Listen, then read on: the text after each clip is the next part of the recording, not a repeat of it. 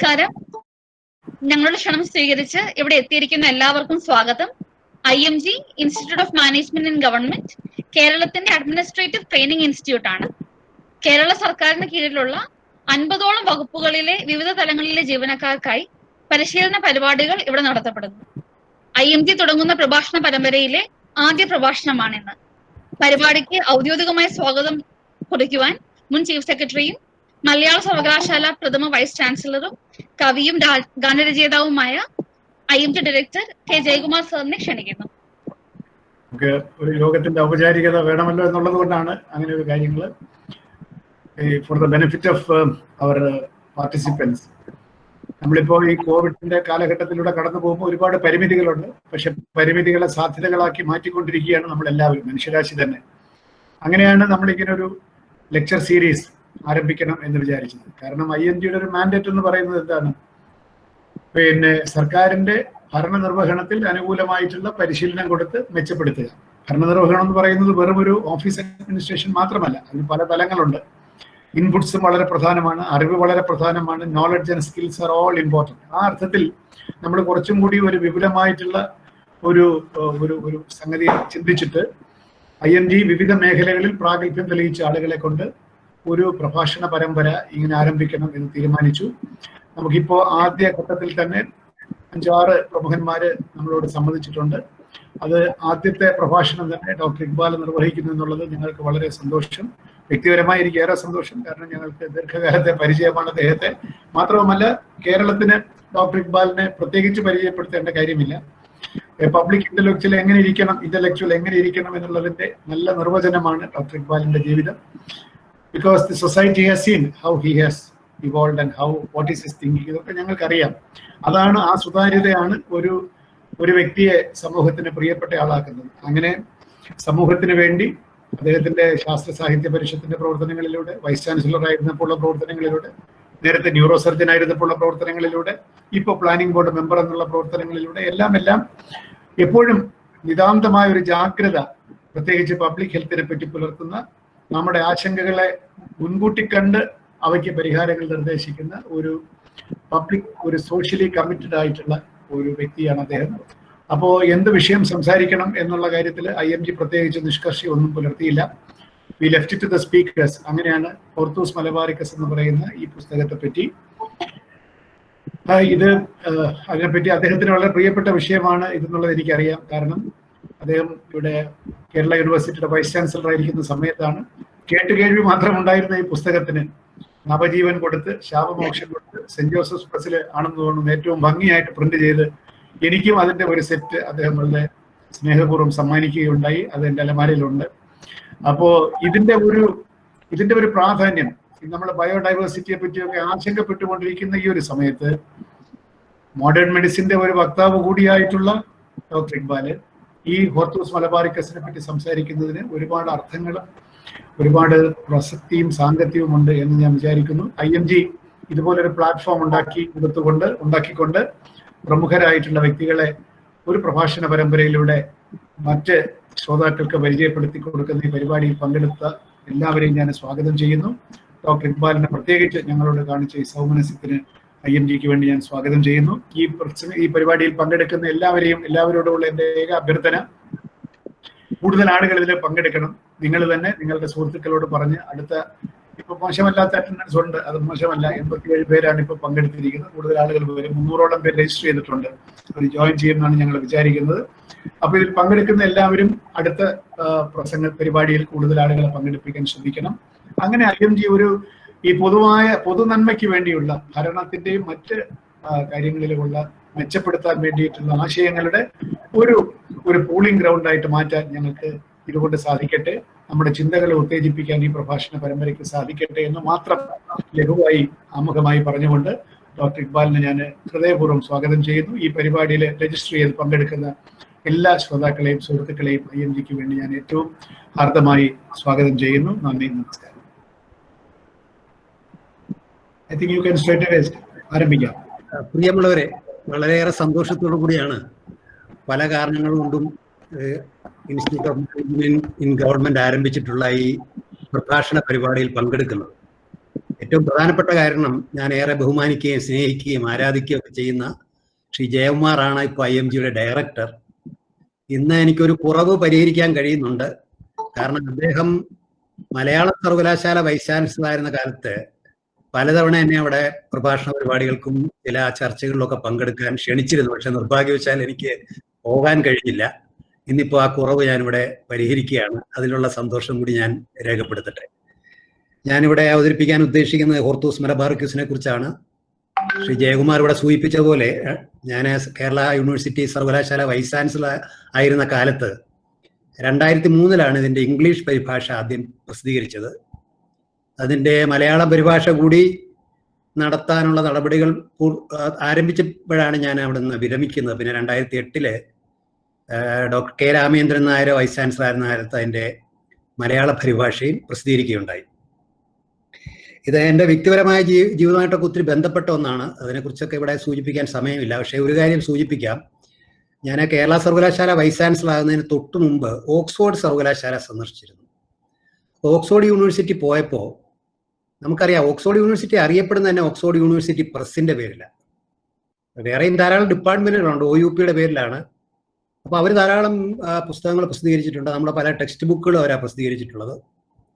അപ്പോൾ കേരള സർവകലാശാല vice chancellor ആയിരുന്നപ്പോൾ എനിക്ക് പെട്ടെന്ന് എന്ത് ചെയ്യണമെന്ന് തോന്നിയത്, കാരണം ഞാനൊരു സർജൻ കൂടി ആയതുകൊണ്ട് എന്ത് ചെയ്യുമ്പോഴും ഒരു റോഡ് മാപ്പ് തയ്യാറാക്കുന്ന ഒരു സ്വഭാവമുണ്ട്. അപ്പോൾ കേരള സർവകലാശാല വൈസ് ചാൻസലർ ആകുമ്പോൾ ചെയ്യേണ്ട 10 കാര്യങ്ങളുടെ ഒരു പട്ടിക ഞാൻ തയ്യാറാക്കി. അതിലൊന്ന് എനിക്ക് തോന്നിയത്, കേരള സർവകലാശാല അറിയപ്പെടുന്നത് തന്നെ ഒരു കാരണം അതിൻ്റെ പ്രസിദ്ധീകരണ വിഭാഗത്തിൽ നിന്ന് മഹാകവി ഉള്ളൂരിൻ്റെ സാഹിത്യചരിത്രം പ്രസിദ്ധീകരിച്ച ജയകുമാർ സാറിനൊക്കെ അറിയാം.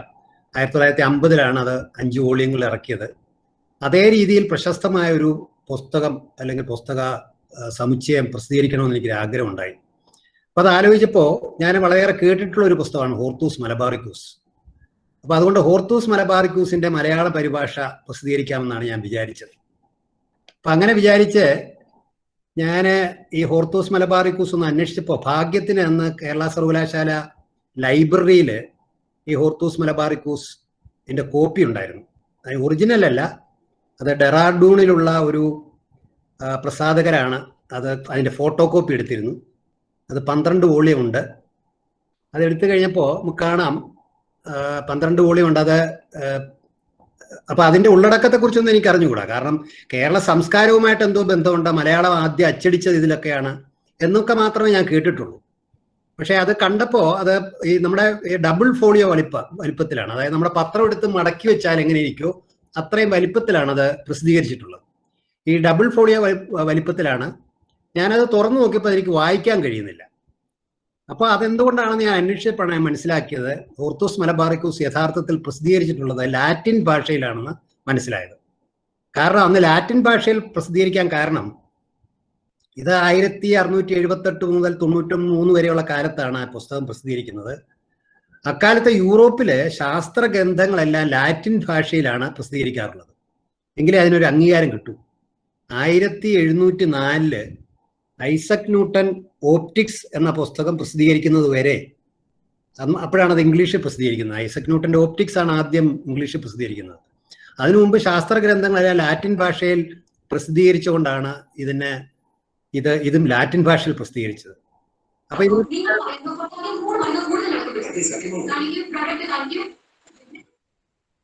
ഇതിനെക്കുറിച്ച് കൂടുതലായിട്ട് മനസ്സിലാക്കണമെന്ന് തോന്നി ലൈബ്രറിയിൽ ഞാൻ അന്വേഷിച്ചപ്പം 2 പുസ്തകങ്ങൾ ലൈബ്രറിയിലുള്ളത് എൻ്റെ ശ്രദ്ധയിൽപ്പെട്ടു. ഒന്ന് botany and history of Hortus Malabaricus, doctor Manilal.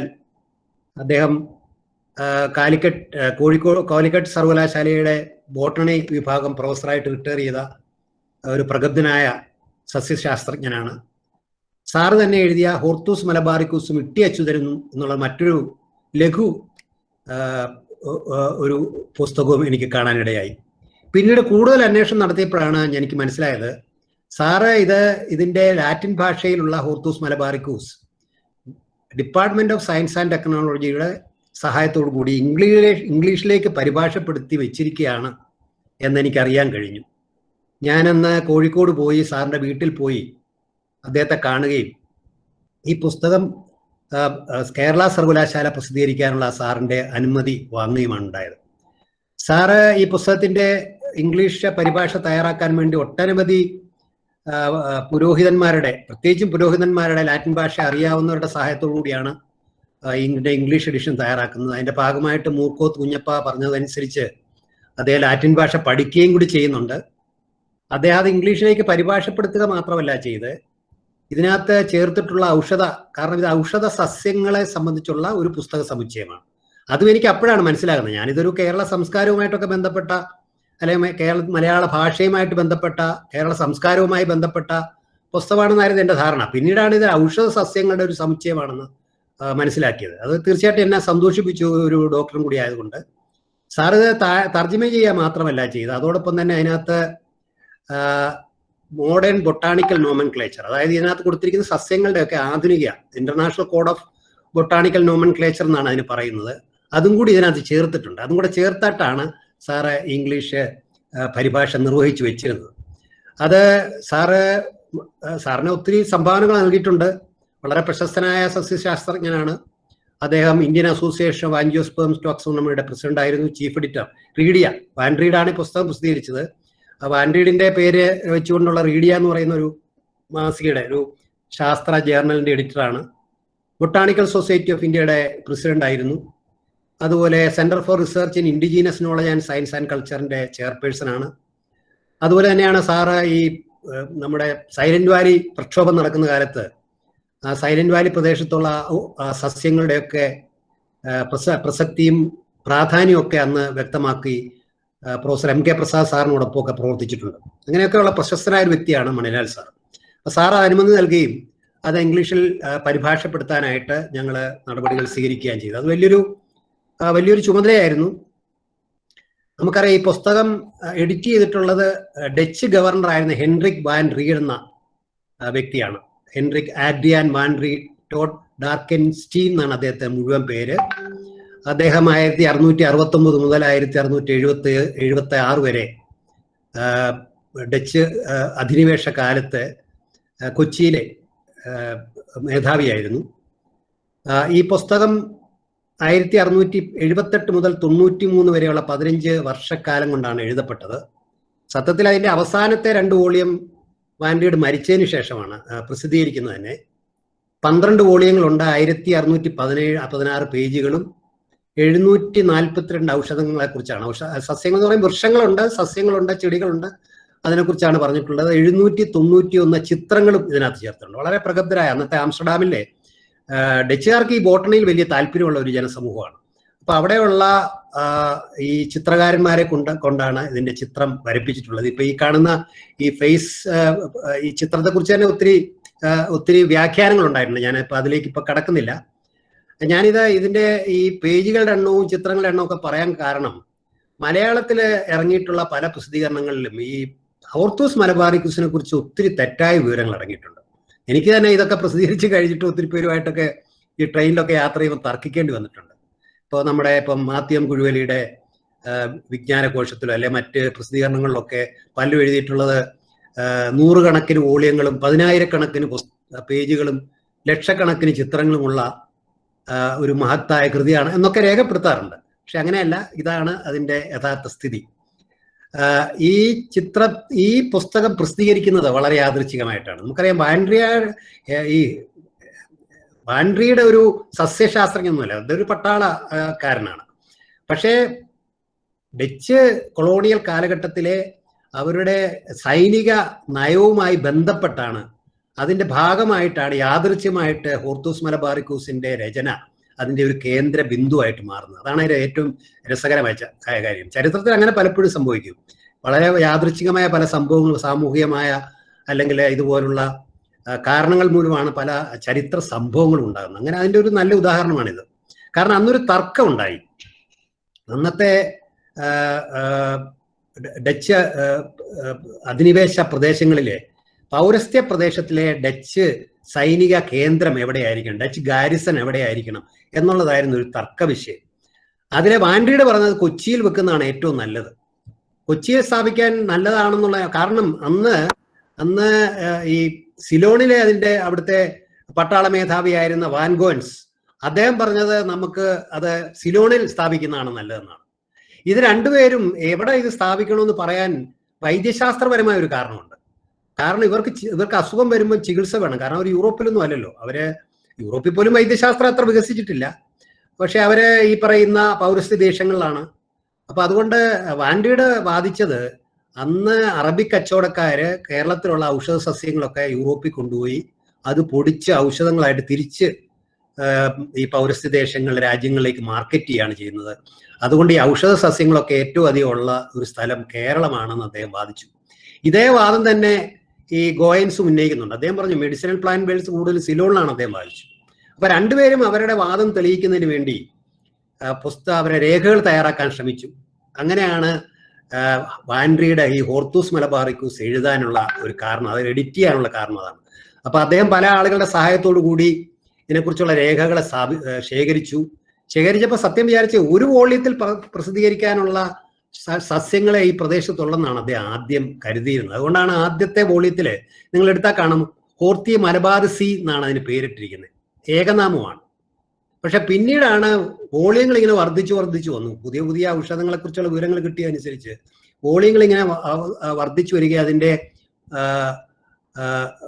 അതിന്റെ പേര് തന്നെ മാറ്റി ബഹുവചനമാക്കി ഹോർത്തൂസ് മലബാറിക്കസ് എന്നും ക്യൂസ് എന്നും പറയാറുണ്ട്. മലയാളം തർജ്ജമ ചെയ്തപ്പോൾ ക്യൂസ് എന്നാണ് അതിന് പേരിട്ടിരിക്കുന്നത്. മലബാർക്കസ് ആണ്. മലബാറിസിയിൽ നിന്ന് മലബാറിക്കസിലേക്ക് മാറാൻ കാരണം ഇത് തയ്യാറെടുത്ത് വന്നപ്പോഴേക്കും ഇതിന്റെ വോള്യങ്ങളുടെ എണ്ണം വർദ്ധിച്ചു വന്നുകൊണ്ടാണ്. പുസ്തകങ്ങളുടെ എണ്ണം വർദ്ധിച്ചു 12 വോള്യങ്ങളിലായിട്ടാണ് അത് പൂർത്തിയാക്കുന്നത്. ഈ പുസ്തകത്തിന് ഒട്ടനവധി പ്രസക്തിയുണ്ട്. ഞാൻ നേരത്തെ പറഞ്ഞല്ലോ, തീർച്ചയായിട്ടും അവിടുത്തെ ഡച്ച് കൊളോണിയൽ കാലഘട്ടവുമായിട്ട് ബന്ധപ്പെട്ടുണ്ട്. പക്ഷെ ഔഷധ സസ്യങ്ങളാണ്. അതുകൊണ്ട് അതിന് ബൊട്ടാണിക്കലായിട്ടുള്ള സസ്യശാസ്ത്രപരമായ പ്രാധാന്യമുണ്ട്. ഇതിൽ കൂടുതലും ഔഷധ സസ്യങ്ങളാണ്, അതുകൊണ്ട് വൈദ്യശാസ്ത്രപരമായ പ്രാധാന്യമുണ്ട്. ഇവിടെ നേരത്തെ ശ്രീ ജയകുമാർ സൂചിപ്പിച്ച പോലെ അതിന് പാരിസ്ഥിതികമായ പ്രസക്തി ഉണ്ട്. കാരണം ഈ ട്രോപ്പിക്കൽ പ്രദേശത്തെ, ഉഷ്ണമേഖലാ പ്രദേശത്തെ സസ്യങ്ങളാണ് ഇതിനകത്ത് രേഖപ്പെടുത്തിയിട്ടുള്ളത്. ചരിത്രപരമായ പ്രാധാന്യമുണ്ട്, രാഷ്ട്രീയ പ്രാധാന്യമുണ്ട്, ഞാനിവിടെ സൂചിപ്പിച്ചു. ഇതിനകത്ത് മലയാള ഭാഷയും മറ്റു പല ഭാഷകളും വരുന്നുണ്ട്. അതുകൊണ്ട് തന്നെ ഭാഷാ ചരിത്രപരമായ ലിംഗ്വിസ്റ്റിക് ഹിസ്റ്ററിയുമായി ബന്ധപ്പെട്ട പ്രാധാന്യമുണ്ട്. സാംസ്കാരിക പ്രാധാന്യമുണ്ട്. അതുപോലെ പ്രിന്റിംഗ് ടെക്നോളജിയുടെ കാര്യത്തിൽ സത്യം പറഞ്ഞാൽ ഇതിന്റെ അച്ചടി ലോകത്തെ അത്ഭുതങ്ങളിലൊന്നാണ്. അതുകൊണ്ട് പ്രിന്റിംഗ് ടെക്നോളജി പഠിക്കാൻ ആഗ്രഹിക്കുന്ന ആളുകൾക്ക് പോലും ഈ പുസ്തകം പ്രസക്തമാണ്. അങ്ങനെ ഒട്ടനവധി പ്രസക്തമായ മേഖലകൾ നമുക്ക് അതിൽ ഗവേഷണം നടത്താൻ പ്രയോജനപ്പെടുത്താവുന്ന ഒരു പുസ്തക സമുച്ചയമാണ് ഇതെന്ന് നമ്മൾ പ്രത്യേകം മനസ്സിലാക്കിയിരിക്കണം. അതില് വാൻഡ്രീഡ് ഇത് പുസ്തകം രചിക്കാൻ ശ്രമിച്ചപ്പോൾ പ്രധാനമായിട്ടും 2 പേരെയാണ് അദ്ദേഹം ആശ്രയിച്ചത്. ഒന്ന് അന്നത്തെ ഒരു കത്തോലിക്ക ജെസ്യൂട്ട് കാർമെലിറ്റ സഭയിൽപ്പെട്ട Father Matthews of Saint Joseph. അദ്ദേഹം വളരെ പ്രസിദ്ധനായിരുന്നു. അദ്ദേഹം നേപ്പിൾസ് എന്നാണ്, ഇറ്റലിക്കാരനാണ്. ഫാദറിന്റെ ഈ പൗരോഹിത്യ വൃത്തിയോടൊപ്പം അദ്ദേഹത്തിന് ഏറ്റവും അധികം താല്പര്യം ഉണ്ടായിരുന്നത്, അദ്ദേഹം പല രാജ്യങ്ങളിലും, ഇറാഖ്, ഏഷ്യ, ഇങ്ങനെ പല പ്രദേശങ്ങളിലും ഈ പ്രേക്ഷിത പ്രവർത്തനത്തിന്റെ ഭാഗമായി അദ്ദേഹം പോകുന്നുണ്ട്. പക്ഷെ അവിടെ നിന്നൊക്കെ അദ്ദേഹം ശ്രദ്ധിക്കുന്ന അവിടെയൊക്കെയുള്ള ഔഷധ സസ്യങ്ങൾ എന്തൊക്കെയാണെന്ന് കണ്ടെത്തി അതിന്റെ പടമൊക്കെ വരച്ച് അദ്ദേഹം രേഖപ്പെടുത്തിയിരുന്നു. അദ്ദേഹം വിറിഡാരിയം ഓറിയന്റാലെ എന്ന് പറയുന്ന ഒരു പുസ്തകം തന്നെ, സത്യത്തിൽ അത് പ്രസിദ്ധീകരിക്കപ്പെട്ടിട്ടില്ല, അതിന്റെ കൈയെഴുത്ത് പ്രതി നേപ്പിൾസ് ലഭ്യമാണ്, അത് തയ്യാറാക്കിയിരുന്നു. അതുകൊണ്ട് ഫാദർ മാത്യൂസിനെയാണ് അദ്ദേഹം വിളിച്ചത്. നമുക്കറിയാമല്ലോ അന്ന് ഈ കത്തോലിക്കരോട് ഇവർക്ക് എതിർപ്പുണ്ട് ഈ ഡച്ചുകാർക്ക്. എന്നിട്ട് പോലും മാത്യൂസിന് വേണ്ടി ഈ ചാത്തോത്ത് എന്ന് പറയുന്ന എറണാകുളം ജില്ലയിലെ കൊച്ചിക്കടുത്ത് ഒരു പള്ളി വരെ അദ്ദേഹം സ്ഥാപിക്കുന്നുണ്ട്. ആ പള്ളിയിൽ എഴുതി വെച്ചിട്ടുണ്ട്, അവിടെ ഒരു ഫലകത്തില് ഹോർത്തൂസ് മലബാറിക്കൂസ് എഴുതാൻ സഹായിച്ച ഫാദർ മാത്യൂസിന് വേണ്ടിയിട്ടാണ് ഞങ്ങൾ ഇത് സ്ഥാപിച്ചെന്ന് പറയുന്നത്. അതുകൊണ്ട് എൻ്റെ അഭിപ്രായത്തില് ഈ ഹോർത്തൂസിന് നമ്മുടെ കേരളത്തിലെ ചർച്ച് ഹിസ്റ്ററിയുമായിട്ട്, നമ്മുടെ ക്രിസ്തീയ സഭകളുടെ ചരിത്രവുമായിട്ട് കൂടെ ഒരു ബന്ധമുണ്ട്. പക്ഷെ അദ്ദേഹം അദ്ദേഹം കുറച്ചൊക്കെ ഈ മാത്യൂസിന്റെ ഈ രേഖാചിത്രങ്ങൾ അദ്ദേഹത്തെ നിരാശപ്പെടുന്നുണ്ട്. കാരണം ഒരു സസ്യത്തെക്കുറിച്ച് എഴുതുമ്പോൾ അതിന്റെ തടി, പൂവ്, കമ്പ് തുടങ്ങിയതിനെ കുറിച്ചുള്ള ഡ്രോയിങ്സ് അത്ര നന്നായിരുന്നില്ല എന്ന് അദ്ദേഹത്തിന്റെ ആമുഖത്തില് വാൻഡ്രീഡ് പറയുന്നുണ്ട്. പക്ഷെ അദ്ദേഹം കൂടുതലായിട്ട് ആശ്രയിച്ചത് ഇതിന്റെ ഔഷധ മൂല്യങ്ങളെ കുറിച്ചുള്ള വിവരങ്ങൾ അദ്ദേഹത്തിന് നൽകുന്നത് കേരളത്തിൽ കേരളം എന്ന് പറഞ്ഞാൽ അന്ന് ഇവര് മലബാർ എന്നാണ് അതിന് പറയുന്നത്. ആ പ്രദേശത്തുള്ള ഇട്ടി അച്യുതൻ എന്ന് പറയുന്ന നാട്ടുവൈദ്യനായിരുന്നു. ചേർത്തലയ്ക്കടുത്തുള്ള കൊടകരപ്പള്ളി എന്ന് പറയുന്ന സ്ഥലത്തുള്ള കൊടകരപ്പള്ളി ആ കുടുംബത്തിൽപ്പെട്ട ഒരു ഇട്ടി അച്യുതനാണ് അദ്ദേഹത്തെ ഏറ്റവും അധികം ആശ്രയിച്ചത്. അതുപോലെ 3 കൊങ്കണി വൈദ്യന്മാർ കൂടെ സഹായിക്കുന്നുണ്ട്, രംഗഭട്ട്, അപ്പുഭട്ട്, വിനായക ഭട്ട്. കാരണം അവരുടെ കയ്യിൽ മദനപാല നിഘണ്ടു അല്ലെ മഹാനിഘണ്ടു എന്ന് പറയുന്ന ഈ ഔഷധ സസ്യങ്ങളെ കുറിച്ചുള്ള ഒരു നിഘണ്ടു അവരുടെ കയ്യിലുണ്ടായിരുന്നു. അപ്പൊ ഇത് വളരെ അങ്ങേയറ്റം ശാസ്ത്രീയ സൂക്ഷ്മതയോടുകൂടിയാണ് വാൻഡ്രിയുടെ പുസ്തകം തയ്യാറാക്കുന്നത്. അതുകൊണ്ട് എല്ലാം അങ്ങനെ ഈ ക്രോസ് വെരിഫൈ ചെയ്യുന്നുണ്ട്. അപ്പൊ അതുകൊണ്ട് ഈ പുസ്തകത്തിൽ പറഞ്ഞ കാര്യങ്ങളൊക്കെ ശരിയായ വിവരങ്ങളാണോ കൊടുത്തതെന്നുള്ളതൊന്ന് ക്രോസ് ചെക്ക് ചെയ്യുന്നതിന് വേണ്ടി ഈ പറയുന്ന കൊങ്കണി വൈദ്യന്മാരുടെ പുസ്തകവുമായിട്ട് അതിനകത്ത് പറഞ്ഞു കൊടുത്ത വിവരങ്ങളുമായിട്ട് അദ്ദേഹം തട്ടിച്ചു നോക്കുന്നുണ്ട്. അതാണ് ഇതിനകത്തെ പ്രധാനപ്പെട്ട കാര്യം. അതുപോലെ തന്നെ ഈ ഓരോ വോളിയവും 1ഉം 2ഉം വോളിയും ഇത് എഡിറ്റ് ചെയ്യാൻ വേണ്ടി ആ മേഖലയിലുള്ള പ്രഗബ്ധരെയാണ് അദ്ദേഹം ഏൽപ്പിച്ചത്. അവരെല്ലാം ഇതിനൊക്കെ ആമുഖം എഴുതുന്നുണ്ട് ഇതിനകത്ത്. അതുപോലെ ധാരാളം സസ്യശാസ്ത്രജ്ഞന്മാരെ, ഞാൻ പറഞ്ഞല്ലോ ഡച്ചുകാരെന്ന് ഈ സസ്യശാസ്ത്രത്തിന്റെ അകത്ത് അവർ വളരെ മുമ്പിലായിരുന്നു. അവരുടെ സേവനം ഉപയോഗിക്കുന്നുണ്ട്. അതെല്ലാം രേഖപ്പെടുത്തിയിട്ടുണ്ട്, ഒന്നും മറച്ചു വെച്ചിട്ടില്ല. ആർട്ടിസ്റ്റുകളെ ധാരാളം, ഈ ചിത്രം വരയ്ക്കാൻ വേണ്ടിയിട്ടുള്ള നിരവധി ആർട്ടിസ്റ്റുകളെ അദ്ദേഹം പ്രയോജനപ്പെടുത്തുന്നുണ്ട്. ഇതെല്ലാം രേഖപ്പെടുത്തുന്നുണ്ട്, അതാണ് പ്രധാനം. അതിൽ അദ്ദേഹം കാണിച്ചിട്ടുള്ള ഒരു സുതാര്യതയും ഈ ഭൗതിക സത്യസന്ധതയും ഇന്റലക്ച്വൽ ഓണസ്റ്റിയും നമ്മളെ അത്ഭുതപ്പെടുത്തുന്നതാണ്.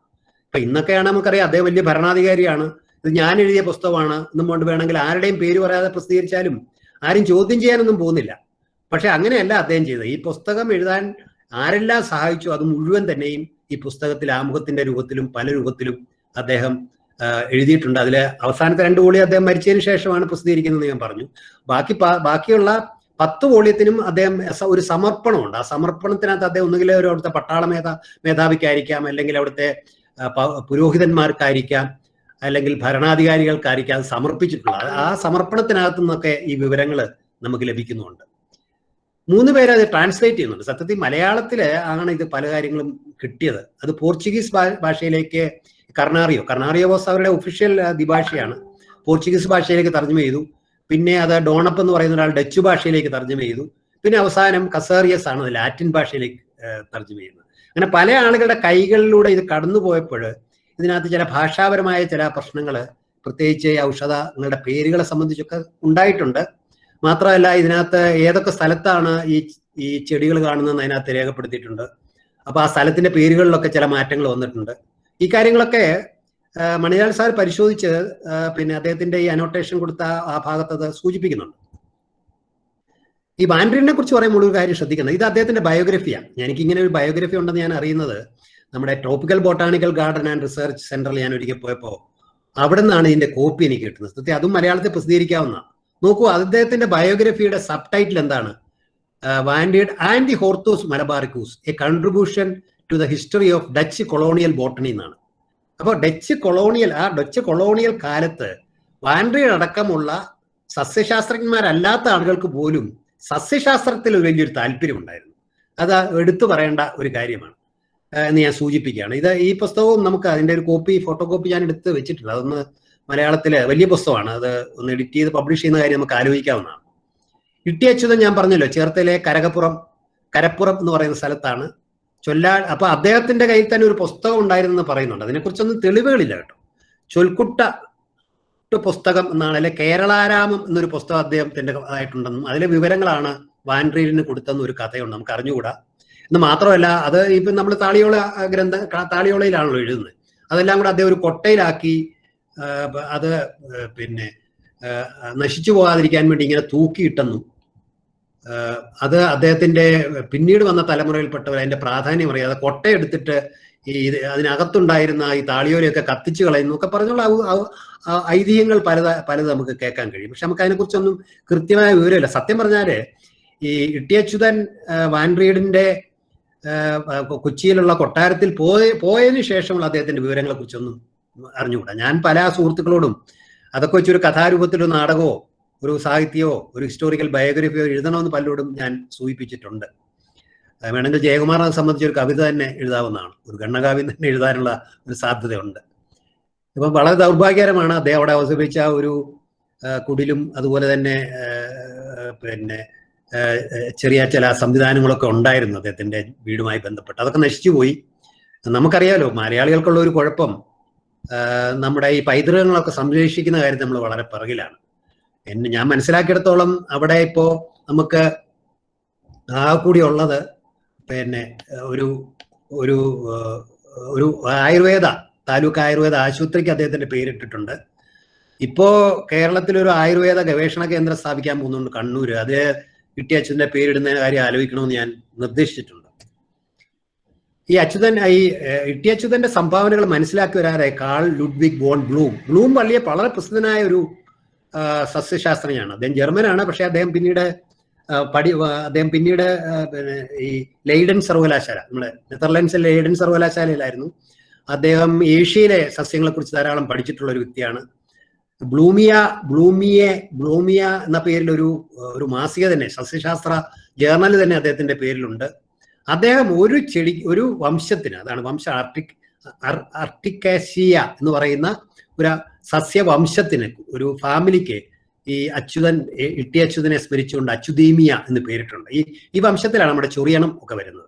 അപ്പൊ അങ്ങനെ ഒരു അംഗീകാരം ഇട്ടി അച്യുതന് കിട്ടിയിട്ടുണ്ട്. അപ്പൊ ഇട്ടി അച്യുതന്റെ സംഭാവനകൾ അത്ര വലുതായത് കൊണ്ടായിരിക്കണം ബ്ലൂം അങ്ങനെ ഒരു പേരിട്ടുണ്ടെന്നുള്ള കാര്യം എടുത്ത് പറയാൻ ഞാൻ ആഗ്രഹിക്കുക. കാരണം ഇട്ടി അച്യുതന്റെ സംഭാവന എന്താണ് എന്നുള്ളതിനെ കുറിച്ചൊക്കെ ഒത്തിരി അവ്യക്തതകൾ നിലനിൽക്കുന്നതുകൊണ്ട് ആണ് ഈ കാര്യം ഞാനിവിടെ എടുത്തു പറയാൻ ആഗ്രഹിക്കുന്നത്. ഇതിന് ഒത്തിരി പ്രസക്തി ഉണ്ടെന്ന് ഞാൻ പറഞ്ഞു. ഏറ്റവും പ്രധാനപ്പെട്ട പ്രസക്തി ഡച്ച് ഇന്ത്യ സിലോൺ നയവുമായി ബന്ധപ്പെട്ട കാര്യങ്ങളാണ്. അതിന് ഡച്ച് ഹെഡ് ക്വാർട്ടേഴ്സ് എവിടെയാണെന്നുള്ള തർക്കത്തിൽ നിന്നാണ് ഈ പുസ്തകം തന്നെ ഉണ്ടാകുന്നത്. അപ്പൊ അക്കാലത്തെ നമ്മുടെ സൈനികവും വാണിജ്യപരവും മറൈറ്റൈം ഹിസ്റ്ററി എന്ന് പറയുമല്ലോ, അന്നത്തെ ഈ സൈനിക ചരിത്രം മനസ്സിലാക്കാൻ ഇതിനകത്തെ ആമുഖം അതിൽ കൊടുത്തിട്ടുള്ള, പിന്നെ അതുപോലെ അതിന്റെ ആദ്യത്തെ വോളിയത്തിലും മൂന്നാമത്തെ വോളിയത്തിലുമാണ് നീണ്ട ആമുഖങ്ങൾ വാൻഡ്രീഡ് എഴുതിയിട്ടുള്ളത്. അതുപോലെ തന്നെ അദ്ദേഹം പലർക്കായിട്ട് ഇത് സമർപ്പിക്കുമ്പോൾ അതിന്റെ വരികളുടെ ഇടയിൽ കൂടി വായിച്ചാൽ നമുക്ക് അന്നത്തെ ഡച്ച് കൊളോണിയൽ ചരിത്രം ഒക്കെ നമുക്ക് മനസ്സിലാക്കാൻ കഴിയും. അപ്പൊ അതുകൊണ്ട് ചരിത്രപരമായിട്ട് ഇതിന് വലിയ പ്രസക്തി ഉണ്ട്, വലിയ ഗവേഷണങ്ങൾക്കുള്ള സാധ്യതയാണ് ഇതിനകത്തുള്ളത്. ഇത് കേട്ടുകൊണ്ടിരിക്കുന്ന വ്യക്തികളിൽ ആരെങ്കിലും ചരിത്രത്തിൽ താല്പര്യമുള്ളവർ, പ്രത്യേകിച്ച് കൊളോണിയൽ ഹിസ്റ്ററിയിൽ താല്പര്യമുണ്ടെങ്കിൽ തീർച്ചയായിട്ടും ഈ ഹോർത്തൂസ് മലബാർക്കസ് പഠിക്കണമെന്നാണ് എൻ്റെ അഭ്യർത്ഥന. പക്ഷേ നമുക്കറിയാം ഇതൊരു ഔഷധ സസ്യങ്ങളാണ് ഇതിനകത്ത് പെടുത്തിയിട്ടുള്ളത്. അത് നേരത്തെ ഇവിടെ ശ്രീ ജയകുമാർ സൂചിപ്പിച്ച പോലെ നമ്മുടെ ട്രോപ്പിക്കൽ പ്ലാന്റ്സ്, നമ്മുടെ ഈ ഉഷ്ണമേഖലാ പ്രദേശത്തുള്ള സസ്യങ്ങളാണ് ഇതിനകത്ത് പറഞ്ഞിട്ടുള്ളത്. അത് വലിയ ജൈവ വൈവിധ്യ സമ്പന്നമായ പ്രദേശമാണ്. അതിൽ 742 സസ്യങ്ങളെ 691 വംശങ്ങളെ സ്പീഷീസിലെയാണ് അതിൽ ഉൾപ്പെടുത്തിയിട്ടുള്ളത്. അപ്പൊ അത് മനസ്സിലാക്കുന്നതുകൊണ്ട് നമുക്ക് ഇതൊക്കെ നമ്മൾ സംരക്ഷിക്കേണ്ടതാണ്, ഈ സമ്പത്തിനെ സംരക്ഷിക്കേണ്ടതാണെന്നുള്ള ഒരു ബോധം ഉണ്ടാക്കാൻ നമുക്ക് കഴിയും. തന്നെയല്ല ഇതിനകത്ത് ഈ ഒരു വർഗീകരണം നടത്തുന്നുണ്ട്, ക്ലാസിഫിക്കേഷൻ ഇതിനകത്ത് നടത്തിയിട്ടുണ്ട്. അതായത് ലിനിയസ് ആണ് ഈ സസ്യങ്ങളുടെ ക്ലാസിഫിക്കേഷൻ നടത്തിയത്. ലിനിയസിന് മുമ്പാണ്, പ്രീലിനിയൻ ക്ലാസിഫിക്കേഷൻ ആണ്. സത്യത്തെ ലിനിയസ് ഇപ്പൊ പല കാര്യങ്ങൾ ഇതിൽ നിന്നാണ് സ്വീകരിച്ചിട്ടുള്ളത്. ഇതിൽ തന്നെ അതിനകത്ത് ചിത്രങ്ങളൊക്കെ കണ്ടാൽ നമ്മൾ അത്ഭുതപ്പെട്ടു പോകും. അത്ര കൃത്യതയോടുകൂടിയാണ്. ഇപ്പൊ തെങ്ങിന്റെ ഒക്കെ പടം കണ്ടില്ലേ, വളരെ കൃത്യതയോടുകൂടിയാണ്. അക്കാര്യത്തിൽ വളരെ ഇദ്ദേഹം വാൻഡ്രീഡിന് വളരെ അദ്ദേഹത്തിന്റെ ആമുഖത്തിൽ കാണാം, ശ്രദ്ധ ചെലുത്തിയിരുന്നു. വെറുതെ ചുമ്മാ എന്തെങ്കിലും ഇപ്പം അതാണ് ഫാദർ മാത്യുവിന്റെ പലതും അദ്ദേഹം സ്വീകരിക്കാതിരുന്നത് അതുകൊണ്ടാണ്. പിന്നെ ഇപ്പൊ ഓലകളൊക്കെ തന്നെ വരച്ചു വെച്ചിരിക്കുന്നുണ്ടല്ലേ. എനിക്കൊന്നുമില്ല മലയാളത്തിൽ പോലും ഏതെങ്കിലും പുസ്തകത്തിൽ ഇത്രയും സൂക്ഷ്മതയോടുകൂടി ചിത്രങ്ങൾ വരച്ചിട്ടുണ്ടോ എന്ന് സംശയം. അന്ന് ആംസ്റ്റർഡാമിലുള്ള, ഞാൻ നേരത്തെ പറഞ്ഞല്ലോ, ഡച്ചുകാർക്ക് ഇതിനകത്തൊരു താല്പര്യം ഉണ്ടായിരുന്നു. അവരുടെ സേവനം ഉപയോഗിച്ചുകൊണ്ടാണ് അദ്ദേഹം ഇതൊക്കെ തയ്യാറാക്കിയിട്ടുള്ളത്. പക്ഷെ കാൾ ലിനിയസ് പിന്നീട് വരുമ്പോൾ നമുക്കറിയാം, ലിനിയസിനെ കുറിച്ച് ബോട്ടണി പഠിച്ചുള്ളവർക്കറിയാം, അദ്ദേഹത്തെ പ്രിൻസ് ഓഫ് ബോട്ടണിസ്റ്റുകൾ എന്നാണ് പറയുന്നത്.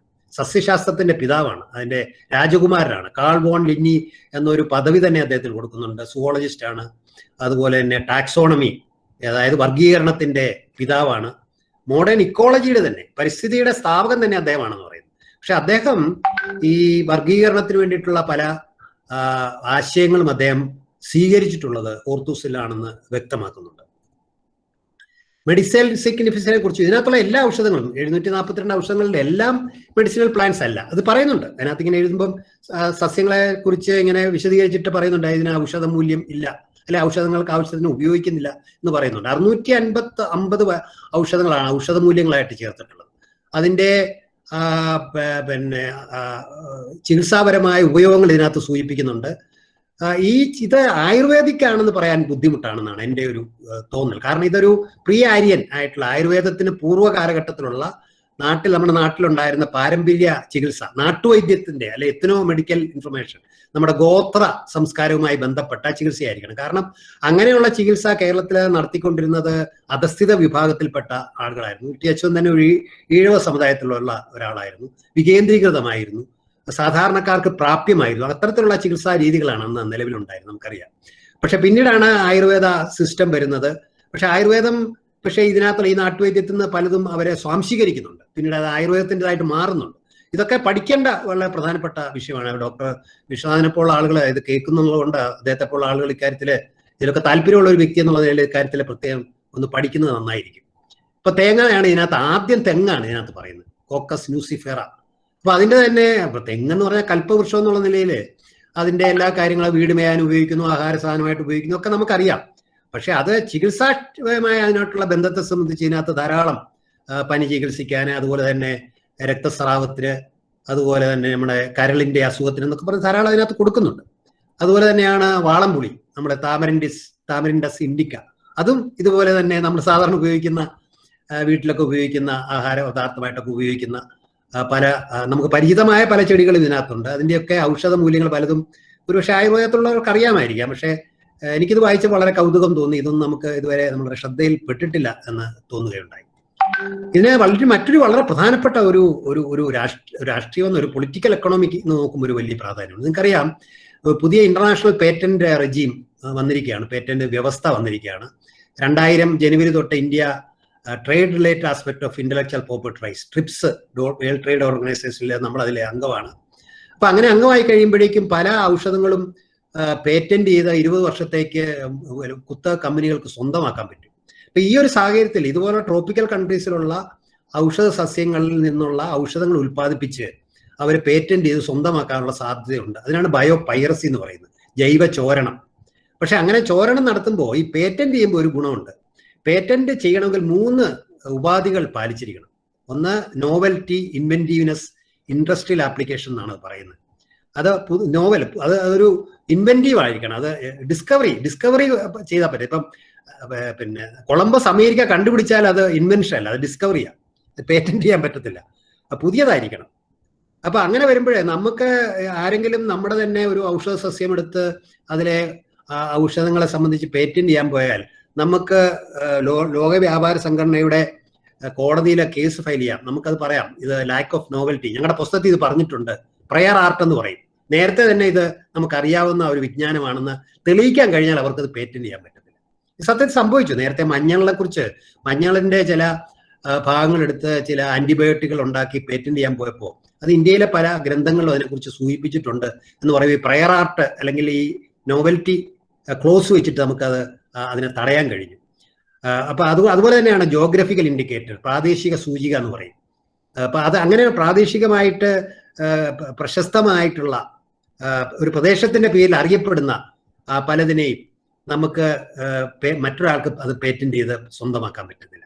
അപ്പൊ നമുക്ക് ഈ ഹോർത്തൂസ് മലബാറിക്കൂസിനകത്ത് ഈ ഔഷധ മൂല്യങ്ങളൊക്കെ പറഞ്ഞിട്ടുള്ളതുകൊണ്ട് അതിനെ ഈ ബയോപൈറസി, ജൈവചോരണത്തിലൂടെ അതിലെ മരുന്നുകളൊക്കെ കണ്ടുപിടിച്ച് അത് കുത്തകവൽക്കരിക്കുന്നതിനെ നമുക്ക് തടയാൻ കഴിയും. അങ്ങനെ ഒരു വലിയൊരു പ്രസക്തി രാഷ്ട്രീയ തലത്തിൽ, ഒരു പൊളിറ്റിക്കൽ എക്കണോമിയുടെ ഭാഗത്തിനുണ്ട് എന്ന് നമ്മൾ അറിഞ്ഞിരിക്കേണ്ടതാണ്. ഇതിന് ഭാഷാശാസ്ത്രപരമായ സിഗ്നിഫിക്കൻസ് ഉണ്ട്. ചെടികളുടെയൊക്കെ പേര് 4 ഭാഷയിലാണ് കൊടുത്തിരിക്കുന്നത്. റോമൻ, അറബിക്, മലയാളം, നാഗരി ലിപികളിലാണ് രേഖപ്പെടുത്തിയത്. ലിപി എന്ന് പറയുമ്പോൾ ഈ മലയാള അക്ഷരങ്ങളൊക്കെ നിങ്ങൾക്കറിയാം, ഈ കോപ്പർ പ്ലേറ്റ് ആണ്, ചെമ്പ് തകടില് പതിച്ചിങ്ങനെ പതിക്കുകയാണ് ചെയ്തത്. ഈ ടൈപ്പ് സെറ്റിങ്ങിനല്ല. സത്യത്തെ ആദ്യത്തെ മലയാള അച്ചടി നടന്ന ഇതാണെന്നാണ് പറയുന്നത്. അതിനുശേഷം 133 വർഷത്തിന് ശേഷമാണ് 1678 തുടങ്ങി 1811 മാത്രമാണ് നമുക്കറിയാം ബോംബെയിലെ മുരിയൻ പ്രസ്സിലെ പാതിരിയായ ബുക്കാനൻ ബൈബിൾ അച്ചടിക്കുന്നത്. അപ്പൊ അതിനു മുമ്പ് തന്നെ ഇവിടെ അച്ചടിച്ചു കഴിഞ്ഞു. അതുകൊണ്ടാണ് മലയാളം ആദ്യം അച്ചടിച്ചെന്ന് പറയുന്നത് ശരിയല്ല, പതിഞ്ഞതെന്ന് പറയുന്നതാണ് ശരി. അപ്പൊ 4 ലിപികൾ ഇതിനകത്തുണ്ട്. അതുപോലെ തന്നെ മലയാളം, കൊങ്കണി, അറബി മലയാളം, ലാറ്റിൻ, ഈ ഭാഷകളിലാണ് ഇത് രേഖപ്പെടുത്തിയിരിക്കുന്നത്. അറബി മലയാളം ഉണ്ട്, കാരണം അന്നത്തെ പ്രത്യേകിച്ച് മലബാർ ഭാഗത്തൊക്കെയുള്ള ചെടികളുടെയൊക്കെ പേര് അറബി മലയാളത്തിലാണ് രേഖപ്പെടുത്തിയിട്ടുള്ളത്. അതിന് പുറമെ അന്ന് നിലവിലിരുന്ന 2 ലിപികൾ ഉപയോഗിച്ച്, ആര്യയെഴുത്തും കോലെഴുത്തും ഉപയോഗിച്ചുള്ള ഓതന്റിക്കേഷൻ ഇതിനകത്ത് കൊടുത്തിട്ടുണ്ട്. ഞാനത് ഇപ്പൊ കാണിക്കാം.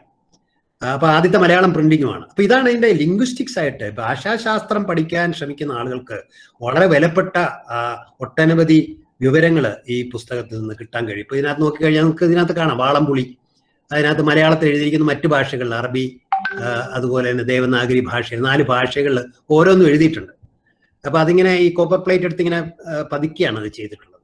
നമുക്ക് എത്ര സൂക്ഷ്മതയോടുകൂടിയാണ് ആ ചെടികളൊക്കെ വരച്ചിരിക്കുന്നത് എന്നുള്ള കാര്യം പ്രത്യേകം ശ്രദ്ധിക്കണം. ഇതാണ് ഈ ഓതന്റിക്കേഷൻ. അതായത് നമ്മൾ മനസ്സിലാക്കേണ്ട ഒരു കാര്യം, ഈ വാൻ റീഡ് വളരെ സൂക്ഷിച്ചാണ് ഈ പുസ്തകം തയ്യാറാക്കിയിരിക്കുന്നത്. അപ്പൊ അതിനകത്ത് ഇമ്മാനുവൽ കാർണേറിയോ, ഞാൻ നേരത്തെ പറഞ്ഞത് അദ്ദേഹം ദ്വിഭാഷിയാണ്, അദ്ദേഹത്തിന്റെ ആര്യ എഴുത്തിലുള്ള ഒരു ഓതന്റിക്കേഷൻ ഉണ്ട്, സാക്ഷ്യപത്രമുണ്ട്.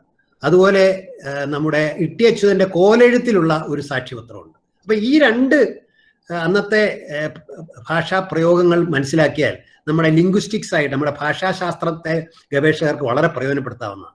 ഇതിന്റെ മലയാളത്തിലുള്ള നമ്മൾ തയ്യാറാക്കുന്നുണ്ട്. ഇതാണ് അതിന്റെ ഇപ്പോഴത്തെ മലയാള ലിപികൾ ഉപയോഗിച്ചിട്ടുള്ളത്. ഇട്ടി അച്യുതൻ തന്നെ അതിനകത്ത് പറഞ്ഞിരിക്കുന്നത് നമുക്ക് വായിക്കാം.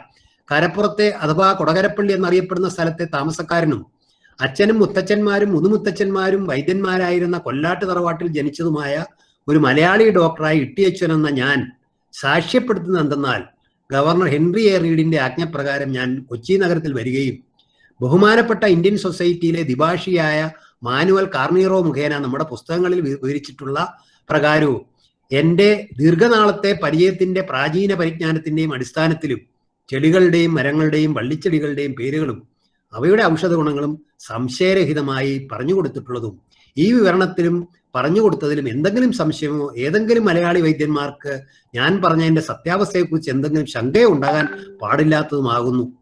ഈ പറഞ്ഞ കാര്യങ്ങൾ എൻ്റെ സ്വന്തം കൈയാൽ എഴുതി ഞാൻ ഒപ്പിട്ടുള്ളതാണ്. ഇതാണ് ഓതന്റിക്കേഷൻ. ഒന്ന് ആലോചിച്ച് നോക്കൂ. ഇപ്പൊ നമ്മൾ എഴുതുന്ന പല പുസ്തകങ്ങളിലും പല വിവരങ്ങളും നമ്മൾ പല ആളുകളിൽ നിന്ന് ശേഖരിച്ചാൽ ഇത് ആരിൽ നിന്നാണ് ഇത് ശേഖരിച്ചതെന്നോ അതിന്റെ ഉറവിടം എവിടെയാണെന്നോ പലപ്പോഴും നമ്മൾ വ്യക്തമാക്കാൻ പലരും മടി കാണിക്കാറുണ്ട്. ഇതിപ്പോ ഇട്ടി അച്യുതൻ പറഞ്ഞാണെന്ന് ഇതിങ്ങനെ എഴുതി രേഖപ്പെടുത്തിയില്ലെങ്കിലും വാൻ റീഡിന് പ്രസിദ്ധീകരിക്കാൻ കഴിയുമായിരുന്നു. അതിനുള്ള അധികാരം അദ്ദേഹത്തിന് ഉണ്ടായിരുന്നു. അങ്ങനെ ചെയ്തില്ല.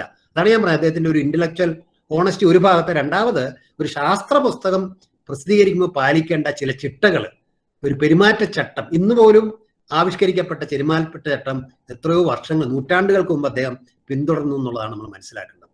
പക്ഷെ നമുക്ക് പ്രയോജനപ്പെടുത്താൻ കഴിയും. ഇത് 2005 ബഹുമാനപ്പെട്ട ഉമ്മൻചാണ്ടി മുഖ്യമന്ത്രി ആയിരുന്ന കാലത്ത് അന്നത്തെ പ്രസിഡന്റായിരുന്ന അബ്ദുൽ കലാം നമ്മുടെ അസംബ്ലി നടത്തിയ ഒരു പ്രസംഗമുണ്ട്. Kerala has the potential to enter into a big way in the traditional medicinal market and increase the business to $2 billion within the next 3 years. കാരണം ലോകവ്യാപകമായിട്ട് ഈ ട്രഡീഷണൽ മെഡിസിൻ മാർക്കറ്റ് വലുതായിട്ടുണ്ട്. അദ്ദേഹം അന്ന് പറഞ്ഞത് 300 കോടിയിൽ നിന്ന് 9,000 കോടിയായിട്ട് വർദ്ധിപ്പിക്കാവുന്ന, അന്ന് 100 കോടിയുടെ ഈ പാരമ്പര്യ ഔഷധങ്ങളാണ് കേരളത്തിൽ വിറ്റുന്നത്. ഇപ്പോൾ 1000 കോടിയായിട്ട് വർദ്ധിച്ചിട്ടുണ്ട്. പക്ഷെ നമുക്കത് അങ്ങനെ, പക്ഷെ അത് ചെയ്യണമെങ്കിൽ പല കാര്യങ്ങൾ ഇപ്പൊ തന്നെ ഉണ്ടല്ലേ. ഈ ട്രഡീഷണൽ ഫാർമസ്യൂട്ടിക്സിന്റെ ഗ്ലോബൽ മാർക്കറ്റ് വളരെ കൂടുതലാണ്. ചൈനയാണ് മുൻകിട്ട് നിൽക്കുന്നത്. ഇന്ത്യക്ക് ചൈനയുടെ 6% മാത്രമേ ഉള്ളൂ. മനസ്സിലായില്ലേ? കേരളത്തിലെ ഈ 300 കോടി എന്നുള്ളൊരു പഴയ കണക്കാണ്. ഇപ്പൊ 1000 കോടിയുടെ വ്യാപാരം നടക്കുന്നുണ്ട്. ഒരു 800ഓളം സ്പീഷീസ് ഓഫ് മെഡിസിനൽ പ്ലാന്റ്സ് ആണ് അതിനുള്ളത്. പക്ഷേ നമ്മൾ അതിൽ 20% താഴെ മാത്രമേ കമേഴ്ഷ്യലായിട്ട് വാണിജ്യപരമായിട്ട് അത് കൃഷി ചെയ്യുന്നത് തന്നെ ഉള്ളൂ. അതാണ്, അത്ര അവഗണനയാണ് അത് നേരിടുന്നത്. അപ്പൊ ഇത് നമ്മുടെ ഈ സാധ്യത നമ്മൾക്ക് പ്രയോജനപ്പെടുന്നുണ്ടെങ്കിൽ നമ്മുടെ ഈ ഔഷധ സസ്യങ്ങളിലെ മെഡിക്കലി ആക്റ്റീവ് ആയിട്ടുള്ള മാർക്കറുകൾ കണ്ടെത്തണം. വെറുതെ പറഞ്ഞിട്ട് നമ്മൾ പണ്ട് ഉപയോഗിച്ചിരുന്ന് പറഞ്ഞു കഴിഞ്ഞാൽ നമുക്ക് പറ്റില്ല. വാലിഡേറ്റ് ചെയ്യണം. വാലിഡേറ്റ് ചെയ്ത് അത് സ്റ്റാൻഡർഡൈസ് ചെയ്യണം. അപ്പൊ അതിപ്പം കണ്ണൂരിൽ ആരംഭിക്കുന്ന ആയുർവേദ ഗവേഷണ സ്ഥാപനങ്ങളിൽ അത് ചെയ്യുമെന്ന് ഞാൻ പ്രതീക്ഷിക്കുന്നു. അത് ടെസ്റ്റ് ചെയ്യണം, സർട്ടിഫിക്കേറ്റ് ചെയ്യണം, ഔഷധ പരീക്ഷണം നടത്തണം, അതിന്റെ ഹാനികരമായ എന്തെങ്കിലും സംഭവിക്കുക, ടോക്സിസിറ്റി സ്റ്റഡീസ് നടത്തണം. എങ്കിൽ മാത്രമേ സാർവദേശീയ രംഗത്ത് നമുക്ക് മാർക്കറ്റ് ചെയ്യാൻ പറ്റൂ. ഇത്രയും കാര്യങ്ങൾ നമ്മൾ ചെയ്തിരിക്കണം. അതുപോലെ തന്നെ പക്ഷെ അതേ അവസരത്തിൽ കേരളത്തിന് വലിയൊരു ശക്തിയുണ്ട് ഈ കാര്യത്തിൽ, വലിയൊരു ആസ്തിയുണ്ട്. എന്താണ്, നമ്മുടെ ഒരു വലിയ ജൈവ വൈവിധ്യ സമ്പന്നമായ പ്രദേശമാണ്. മെഡിസിനൽ പ്ലാന്റ്സ് ഉണ്ട്. അതുപോലെ തന്നെ സുഗന്ധ ദ്രവ്യങ്ങൾ കൊണ്ട് സ്പൈസസ് സെക്ടറാണ്. Tradition of Ayurveda, ethnic medicine ഇല്ലേ, നമ്മുടെ ആദിവാസികളുടെ തന്നെ ഔഷധ വിജ്ഞാനം നമുക്ക് പ്രയോജനപ്പെടുത്താം. മാത്രമല്ല നമുക്ക് ധാരാളം ഗവേഷണ സ്ഥാപനങ്ങളും കേരളത്തിലുണ്ട്. അതുകൊണ്ട് നമ്മളിപ്പോൾ ചെയ്യേണ്ടത് ഇത്തരം ഔഷധ സസ്യങ്ങളെ വൻതോതിൽ കൃഷി ചെയ്യണം. അതിലെ ഈ manufacturing practices, good manufacturing practices follow ചെയ്യണം കേട്ടോ. അല്ലാതെ പറ്റില്ല. നമ്മൾ ഒരു വളരെ കാഷ്വലായിട്ട് ചെയ്യാൻ പറ്റത്തില്ല. അത് ഹാർവെസ്റ്റ് ചെയ്യുന്ന കാര്യത്തിൽ, സ്റ്റോറേജ് ചെയ്യുന്ന കാര്യത്തിൽ, പ്രോസസ് ചെയ്യുന്ന കാര്യത്തിൽ, പാക്കേജ് ചെയ്യുന്ന കാര്യത്തിലൊക്കെ GMP ഫോളോ ചെയ്യണം. അതുപോലെ തന്നെ മാപ്പ് ചെയ്യണം, ഫിംഗർ പ്രിന്റിങ് നടത്തണം, IPR സ്ട്രാറ്റജി നമുക്ക് വേണം. ഇതിനൊക്കെ ചില ശ്രമങ്ങളൊക്കെ നടക്കുന്നുണ്ട്. പക്ഷേ ഇനിയും നമുക്ക് വളരെയേറെ മുന്നോട്ട് പോകേണ്ടതായിട്ടാണ് ഇരിക്കുന്നത്. അതുകൊണ്ട് ഞങ്ങളെപ്പോലുള്ള ആളുകൾ കേരളത്തിലൊരു ആധുനിക ഔഷധ ഗവേഷണ കേന്ദ്രം സ്ഥാപിക്കണമെന്ന് ശുപാർശ ചെയ്തിട്ടുണ്ട്. അതിൽ നമുക്കൊരു റിസർച്ച് അജണ്ട തന്നെ വേണം. നമുക്ക് ഗവേഷണ സ്ഥാപനങ്ങളുണ്ട്, TBGRI, Rajiv Gandhi centre of biotechnology, എത്രയോ സ്ഥാപനങ്ങളാണ് ഉള്ളത്. അതുപോലെ അഗ്രികൾച്ചർ യൂണിവേഴ്സിറ്റി ഉണ്ട്, യൂണിവേഴ്സിറ്റി ഡിപ്പാർട്ട്മെന്റുകളുണ്ട്. ഒരു ബഹുവൈജ്ഞാനികമായിട്ടുള്ള ഒരു സമീപനമാണ് ഇതിനകത്ത് സ്വീകരിക്കേണ്ടത്. അതിനുള്ള എല്ലാ അടിസ്ഥാന സൗകര്യങ്ങളും ഉള്ള ഒരു പ്രദേശമാണ് കേരളം എന്ന് നമുക്ക് കാണാൻ കഴിയും. ഇപ്പൊ നമുക്ക് എടുത്തു പറയാവുന്ന ഒരാളാണ് ഇവരെ ഒരു വന്യ വയോധികയാണ്, 2UU ചൈനീസ്. അവർക്ക് 2015 നോബൽ പ്രൈസ് കിട്ടിയിരുന്നു ഫിസിയോളജി ആൻഡ് മെഡിസിൻ. ജനിച്ചത് 30-ലാണ്. അപ്പൊ 2015 നോബൽ പ്രൈസ് കിട്ടണ എത്ര വയസ്സായി? 85ാമത്തെ വയസ്സിലാണ് നോബൽ സമ്മാനം കിട്ടിയത്. എങ്ങനെയാണ് നോബൽ സമ്മാനം കിട്ടിയത്? അവരൊരു ഫാർമസ്യൂട്ടിക്കൽ കെമിസ്റ്റ് ആയിരുന്നു. അന്ന് ചൈനയിലെ ഒരു പ്രോജക്റ്റ് ഉണ്ടായി, പ്രോജക്ട് 523 എന്നാണ് പറയുന്നത്. മെയ് 1967 ആരംഭിച്ച. അത് ആരംഭിക്കാൻ കാരണം ഹോച്ചിമിനാണ്.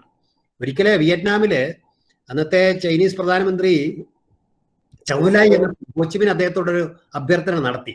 കാരണം അവിടെ ഈ ഹോച്ചിമിൻ ട്രയൽ എന്ന് പറയും, അവിടുത്തെ ഒരു താഴ്വരയില് ഈ മലേറിയ വൻതോതിൽ ഉണ്ടാകുന്നു. മാത്രമല്ല ഇന്ന് നിലവിലുള്ള മരുന്നുകളോടൊന്നും അത് പ്രതികരിക്കുന്നില്ല. ഡ്രഗ് റെസിസ്റ്റന്റ് മലേറിയ ആണ്. അതുകൊണ്ട് നിങ്ങൾക്ക് ഔഷധ സസ്യങ്ങൾ ഒത്തിരിയുള്ള ഒരു സമ്പന്നമായ രാജ്യമാണല്ലോ, ഒരു ഒരു ഒരു ഒരു ഔഷധം ഗവേഷണം ചെയ്തെടുക്കണം എന്ന് പറഞ്ഞു. അങ്ങനെയാണ് അവരെ ഈ പ്രോജക്ട് 523 ആരംഭിക്കുന്നത്. പിന്നീട് അവിടെയുള്ള ആർട്ടിമിസിയ അനുവ എന്ന് പറയുന്ന ഒരു ഔഷധ സസ്യത്തിൽ നിന്ന് ആർട്ടിമിസിനിൻ എന്ന് പറയുന്ന ഈ ഔഷധം വേർതിരിച്ച് ന്യൂമോളിക്കൂൾ വേർതിരിച്ചെടുത്ത് ഇന്ന് അത് മാർക്കറ്റ് ചെയ്തുകൊണ്ടിരിക്കുക. അത് സംഭാവന ചെയ്ത് 2UUനാണ്. അവർക്കത് ചെയ്യാമെങ്കിൽ ഇത്രയധികം ചെറുപ്പക്കാരും ഇത്രയധികം ഔഷധ ഗവേഷണ സ്ഥാപനമുള്ള കേരളത്തിൽ എന്തെല്ലാം നമുക്ക് നേടിയെടുക്കാൻ കഴിയും എന്ന് നമുക്ക് മനസ്സിലാക്കാൻ കഴിയും. ചുരുക്കത്തില് ഈ ഓർത്തൂസിന് ബൊട്ടാണിക്കൽ, മെഡിസിനൽ, എക്കോളജിക്കൽ ഇത്ര ഒട്ടനവധി സാധ്യതകളുണ്ട്. ഇതിനെ സംബന്ധിച്ച് എനിക്ക് ഇത് പ്രസിദ്ധീകരിച്ചപ്പോൾ വലിയ ആഗ്രഹം ഉണ്ടായിരുന്നു. ഈ മേഖലയിലൊക്കെ ധാരാളം ഗവേഷണം നടക്കും. അത് ഒരർത്ഥത്തിൽ ഞാൻ അല്പം നിരാശനാണ്. എനിക്ക് അങ്ങനെ അശുഭാപ്തി വിശ്വാസം കലർന്ന പ്രസ്താവനകൾ നടത്തുന്ന ഇഷ്ടമല്ല. ഞാൻ പ്രതീക്ഷിച്ച പോലുള്ള ഒരു പഠനങ്ങൾ ഈ ഓർത്തൂസിന്റെ അടിസ്ഥാനത്തിൽ കേരളത്തിൽ നടക്കുന്നില്ല എന്നാണ് എനിക്ക് മനസ്സിലാക്കുന്നത്. ഇത് കേട്ടുകൊണ്ടിരിക്കുന്ന യുവാക്കൾ ദയവായിട്ട് ഇതിനകത്ത് താല്പര്യമുള്ള മേഖലയിൽ ഗവേഷണം നടത്തണം. വലിയൊരു ഖനിയാണ്, വിജ്ഞാനത്തിനൊരു ഖനി തന്നെയാണ്. ഞാൻ ഓരോ തവണയും ഇത് വായിക്കാൻ ശ്രമിക്കുമ്പോൾ ഇതിൻ്റെ അകത്തുള്ള ഉള്ളടക്കം കണ്ട് അത്ഭുതപ്പെട്ടു പോവുക. ഇപ്പൊ ഞാൻ തന്നെ ഇപ്പൊ കുട്ടികളുടെ ഓർത്തൂസിനും കൊണ്ട് ബാലസാഹിത്യ ഇൻസ്റ്റിറ്റ്യൂട്ടിന് വേണ്ടി ഇതിന്റെ ഒരു ചെറിയ ഒരു ടേസ്റ്റ് കുട്ടികൾക്ക് കൊടുക്കാൻ വേണ്ടി ഒരു പുസ്തകം എഴുതിക്കൊണ്ടിരിക്കുക. അപ്പൊ അതിനുവേണ്ടി വീണ്ടും വായിക്കുമ്പോഴാണ് നമ്മൾ അത്ഭുതപ്പെട്ടു പോകുന്നത്. ഇതിന്റെ സാധ്യതകൾ, ധാരാളം സാധ്യതകൾ ഇതിനകത്തുണ്ട്. ഈ പുസ്തകം 2003 പ്രസിദ്ധീകരിച്ചത്. ഈ പുസ്തകത്തിന്റെ ആദ്യ പ്രതി അന്ന് അബ്ദുൽ കലാമിന് അത് പ്രസിഡന്റിന് നൽകുകയാണ്. അദ്ദേഹം പുസ്തകം റിലീസ് ചെയ്യത്തില്ല, സ്വീകരിക്കാമെന്ന് പറഞ്ഞു. പിന്നെ 2008 ശ്രീ MA ബേബി അന്ന് വിദ്യാഭ്യാസ മന്ത്രിയായിരുന്ന കാലത്താണ് അന്ന് നമ്മുടെ കേരള യൂണിവേഴ്സിറ്റി അതിന്റെ മലയാളം എഡിഷൻ പ്രസിദ്ധീകരിച്ചത്. അതിന് ശരിക്കും ഇംഗ്ലീഷ് എഡിഷൻ നമ്മൾ 20,000 രൂപ മുഖവിലയിട്ട് 15,000 രൂപ പ്രീപബ് ആയിട്ടാണ് കൊടുത്തത്. മറ്റത് മലയാളം എഡിഷൻ 7,500 രൂപയ്ക്കാണ് അവർ അത് ലഭ്യമാക്കിയത്. അതിനകത്ത് മറ്റൊരു കാര്യം കൂടി പറഞ്ഞുകൊണ്ട് ഞാൻ അവസാനിപ്പിക്കുക. ഈ പുസ്തകം ഒരു സാർവദേശീയ നിലവാരത്തിൽ തന്നെ ഇറക്കണമെന്ന് എനിക്ക് വളരെ നിർബന്ധമുണ്ടായിരുന്നു. അതുകൊണ്ട് സെന്റ് ജോസഫ് പ്രസ്സിലാണ് ഇത് പ്രിന്റ് ചെയ്തത്. സെന്റ് ജോസഫ് പ്രസ്സിൽ ചെന്നപ്പോൾ എനിക്ക് മനസ്സിലായത് അത് കാർമലൈറ്റ് സഭ നടത്തുന്നതാണ്. ഫാദർ മാത്യൂസും കാർമലൈറ്റ് ഒരു പുരോഹിതനായിരുന്നു.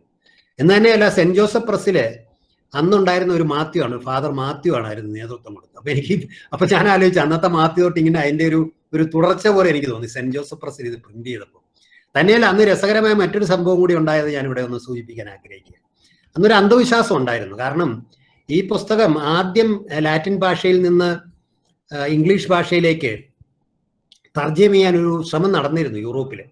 ആദ്യത്തെ ഒരു വോളിയം ഒരു ജോൺ ഹിൽ എന്ന് പറയുന്ന ഒരു അദ്ദേഹം അത് തർജ്ജമ ചെയ്ത് അത് ഇംഗ്ലീഷിലെ ആദ്യത്തെ വോളിയം പ്രസിദ്ധീകരിക്കുന്നുണ്ട്. അത് ലാറ്റിൻ ഭാഷയിൽ നിന്നും അത് ഡച്ച് ഭാഷയിലേക്ക് 2 വോളിയം തർജ്ജമ ചെയ്തിരുന്നു. പക്ഷേ ഇങ്ങനെ തർജ്ജമ ചെയ്യാൻ ശ്രമിച്ചവരും ഈ പ്രസാധകര് ഒരു ദുരൂഹമായ സാഹചര്യത്തിൽ മരണമടഞ്ഞതുകൊണ്ട് ഈ ഹോർത്തൂസ് മലബാറിക്കൂസ് അത് പ്രസാദനം ചെയ്യാൻ ശ്രമിക്കുന്ന ആൾ മരണപ്പെടാൻ സാധ്യതയുണ്ടെന്നൊരു അന്ധവിശ്വാസം അന്ന് നിലവിൽ നിന്നിരുന്നു. അതുകൊണ്ട് ഞാൻ ഈ പുസ്തകം പ്രസാദനം ചെയ്യാൻ ഇറങ്ങിയപ്പോൾ പല ആളുകൾ എന്നോട് പറഞ്ഞു, സൂക്ഷിക്കണം ഡോക്ടർ, എന്ത് സംഭവിക്കാം. അത് യാദൃച്ഛ്യമായിട്ട് സംഭവിക്കുകയും ചെയ്തു. ഇതിന്റെ പ്രൂഫൊക്കെ ഞാൻ തന്നെയാണ് നോക്കിക്കൊണ്ടിരുന്ന അവസരത്തിൽ എനിക്ക് പെട്ടെന്നൊരു വയറ്റുവേദനയും ഛർദിയും ഒക്കെ വന്നിട്ട് എൻഡോസ്കോപ്പി ഒക്കെ ചെയ്തിട്ട് കാരണം തന്നെ കണ്ടെത്താൻ കഴിഞ്ഞില്ല. പക്ഷെ അന്ന് ഒരു രസകരമായ കാര്യം, അന്ന് എനിക്കൊന്നും കഴിക്കാൻ പറ്റത്തില്ല. പക്ഷെ സെന്റ് ജോസഫ് പ്രസ്സിൽ വന്ന് ഫാദർ മാത്യു തരുന്ന കാപ്പി മാത്രം കുടിക്കാനേ എനിക്ക് അന്ന് കഴിഞ്ഞിരുന്നു. അപ്പൊ പലരും പറഞ്ഞു മിക്കവാറും ഡോക്ടറുടെ കാര്യം കഷ്ടത്തിലാകും എന്നന്ന് പറഞ്ഞ കാര്യം കൂടി ഞാൻ ഒരു ഫലിതോക്തി എന്ന രൂപത്തിൽ ഇവിടെ സൂചിപ്പിക്കുകയാണ്. ഈ പുസ്തകം പ്രസാദനം ചെയ്യുന്ന കഴിഞ്ഞത് സത്യം പറഞ്ഞാൽ ഏതാണ്ട് ഒരു ജീവിതകാലം മുഴുവൻ ഈ പുസ്തക പ്രസാദനത്തിന് വേണ്ടി ഒഴിഞ്ഞു വെച്ച മണിലാൽ സാറിനാണ് എന്ന് എടുത്തു പറയാൻ ഞാൻ ആഗ്രഹിക്കാതെ. ഇപ്പൊ സുഖമില്ലാതിരിക്കുകയാണ്. ഞാൻ കഴിഞ്ഞ വർഷം സാറിനെ കാണാൻ പോയിരുന്നു. അദ്ദേഹത്തിന് ചില അംഗീകാരങ്ങളൊക്കെ കിട്ടിയിട്ടുണ്ട്. EK ജാനകി അമ്മാളിനെ കുറിച്ച് അറിയാമല്ലോ. നമ്മൾ കേരളം അവഗണിച്ച മറന്നുപോയ ഒരു സസ്യശാസ്ത്രജ്ഞയാണ് ജാനകി അമ്മാളിന്റെ പേരിൽ നാഷണൽ അവാർഡ് ഫോർ ടാക്സോണമി ഉണ്ട്. കേരളത്തിൽ ജാനകി അമ്മാളിന്റെ പേരിൽ അവാർഡൊന്നും ആരും കൊടുക്കുന്നില്ല കേട്ടോ. പക്ഷേ ദേശീയ തലത്തിലുണ്ട്. അത് അദ്ദേഹത്തിന് 2003 കിട്ടി. അതിന് നേരത്തെ 2 അവാർഡുകളും കിട്ടിയിരുന്നു. പക്ഷെ ഏറ്റവും പ്രധാനപ്പെട്ട ഒരു അവാർഡ് അദ്ദേഹത്തിന് അംഗീകാരം അദ്ദേഹത്തിന് കിട്ടുന്നത് ഓർഡർ ഓഫ് ഓറഞ്ച് നസോയു അവാർഡ് എന്ന് പറയും. അത് ഈ നെതർലൻഡ്സ് ഗവൺമെന്റ്, ഡച്ച് ഗവൺമെന്റ് കൊടുക്കുന്ന ഏറ്റവും വലിയ സിവിലിയൻ അവാർഡാണ്. അത് 2012 സാറിന് അവാർഡ് കൊടുത്തു.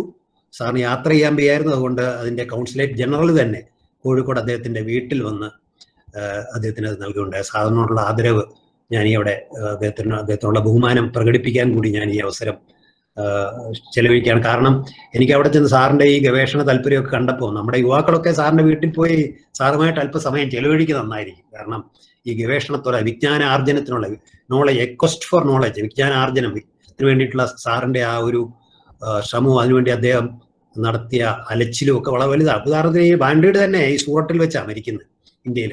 സാറ് സൂറത്തിൽ പോയി വാൻഡ്രീഡിന്റെ ശവകുടീരം വരെ കണ്ടിട്ടുണ്ട്. അത്രയധികം അതിനുവേണ്ടി അദ്ദേഹം ബുദ്ധിമുട്ടിട്ടുള്ള ഒരു മനുഷ്യനാണ്. സാറിനുള്ള ആദരവ് ഈ അവസരത്തിൽ പ്രകടിപ്പിക്കേണ്ടത് പ്രത്യേകം ഉണ്ടതുകൊണ്ടാണ് ഞാനിത് പറയുന്നത്. ഇത്രയും കാര്യങ്ങളാണ് എനിക്ക് ഈ അവസരത്തിൽ നിങ്ങളുമായിട്ട് പങ്കിടാനുള്ളത്. ഇവിടെ വന്ന ഏതായാലും ഇങ്ങനെ ഒരു അവതരണം നടത്താൻ അവസരം നൽകിയ ബഹുമാനപ്പെട്ട ജയകുമാർ സാറിനോടും അതുപോലെ തന്നെ ഇതിനുവേണ്ട എല്ലാ സജ്ജീകരണം നൽകിയ അമലയോടും നന്ദി പറഞ്ഞാൽ. ഞാൻ പറഞ്ഞ അമലയുടെ കാര്യത്തിൽ എനിക്ക് 2 തരത്തിലുള്ള ഇന്ന് എപ്പോഴാണ് അമല ഇതിനകത്ത് ഞാൻ കാണുന്നത്, 2 തരത്തിലുള്ള ഒരു ബന്ധമുണ്ട്. കാരണം എൻ്റെ മകന്റെ പേര് അമൽ എന്നാണ്. തന്നെയല്ല, അമല IIT ചെന്നൈ പഠിച്ചിട്ടുണ്ട്. എൻ്റെ മകനും IIT ചെന്നൈയിലാണ് പഠിച്ചത്. അങ്ങനെ 2 തരത്തിലുള്ള ഒരു ബന്ധം, ഇപ്പൊ 3 തരത്തിലുള്ള ഒരു ബന്ധമായിട്ട് അത് വർദ്ധിച്ചിട്ടുണ്ട്. ആ സന്തോഷം ഞാൻ പ്രകടിപ്പിച്ചിരിക്കുകയാണ്. ഞാൻ ഒരു ഈ പറഞ്ഞ സസ്യശാസ്ത്രജ്ഞനോ അല്ല ഇതിനകത്ത് പറഞ്ഞ പല വിഷയങ്ങളിൽ ഒരു വലിയ വിജ്ഞാനമുള്ള ഒരാളല്ല. പക്ഷെ എങ്കിലും ഇവിടെ എന്തെങ്കിലും ചോദ്യങ്ങളോ അല്ലെ നിരീക്ഷണങ്ങളോ നടത്തിയിട്ടുണ്ടെങ്കിൽ അതിനോട് പ്രതികരിക്കാൻ ഞാൻ ശ്രമിക്കാം.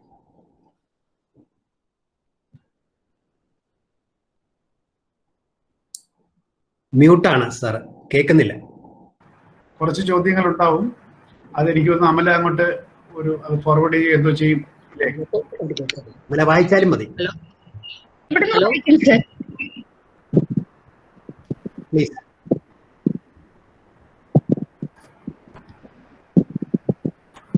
എങ്ങനെയാണ് കൈകാര്യം ചെയ്യാൻ പോണത്?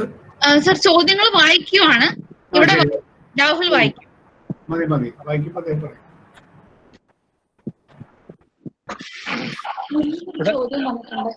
രാഹുലിനെ കാണുന്നുണ്ട്. രാഹുലിന് വരുന്ന ശബ്ദമാണോ? സർ കേൾക്കാം.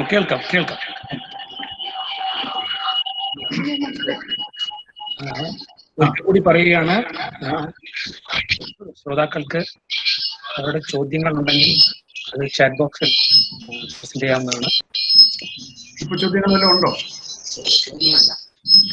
ഇപ്പോൾ ഒരു കമന്റ് ഉണ്ട്. Are there any inventions really? Is not everything only a discovery of something that already exists? It came into our understanding only then. ഒരു കമന്റ് ഉണ്ട്, ഒരു ചോദ്യം ചുവയുള്ള ഒരു കമന്റ്. എന്നാലും അതിലൊരു വ്യത്യാസമുണ്ട്. ഇപ്പം എലമെന്റ്സ് ഒന്നും നമുക്ക് പേറ്റന്റ് ചെയ്യാൻ പറ്റത്തില്ലല്ലോ.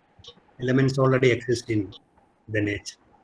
പക്ഷെ എന്നാലും കണ്ടുപിടുത്തങ്ങളുണ്ട്. നമ്മള് ഇപ്പൊ ഉദാഹരണത്തിന് ഇതിന്റെ ഔഷധ മൂല്യങ്ങൾ കണ്ടെത്തണമല്ലോ. കണ്ടെത്തി പ്രയോഗിച്ച് പലതരത്തിലുള്ള പരീക്ഷണങ്ങൾ നടത്തിയൊക്കെയാണ് ഒരു ഔഷധം വികസിപ്പിച്ചെടുക്കുന്നത്. അതൊരു ഇൻവെൻഷൻ തന്നെയാണ്.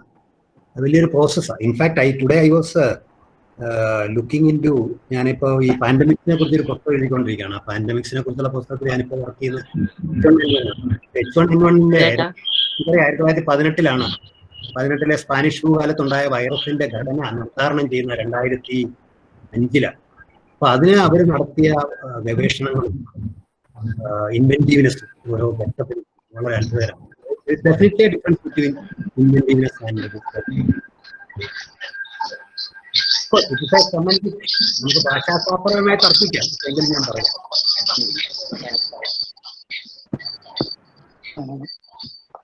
അതുകൊണ്ട് തമാശയായിട്ട് പറയാം, നമുക്ക് ദൈവത്തെ ഡിപ്പെൻഡ് ചെയ്യാൻ പറ്റത്തില്ല. സർ, ഒരു ചോദ്യമുണ്ട്. വിനീത മേനനാണ് ചോദിക്കുന്നത്. പുള്ളിക്കാരുടെ കമന്റ് ഉണ്ട്. Thank you, very interesting and informative. Siddha system of medicine to uses knowledge of medicinal plants. Is it due to involvement of E.T. Achyutan that you link it to Ayurveda? എനിക്കറിഞ്ഞൂടാ, സിദ്ധവൈദ്യന്മാരൊന്നും ഇതിനകത്ത്. അപ്പൊ അവര് ഈ പാണ്ഡ്യയുടെ കൺസൾട്ട് ചെയ്തിട്ടുള്ളത് നാട്ടുവൈദ്യനായ E.T. അച്യുതനെയാണ്. സിദ്ധവൈദ്യവുമായിട്ട് course ഞാൻ vice chancellor ആയിരുന്നപ്പോഴാണ് Siddha ഒരു medical college കേരളത്തിൽ തിരുവനന്തപുരത്ത് വന്നത്.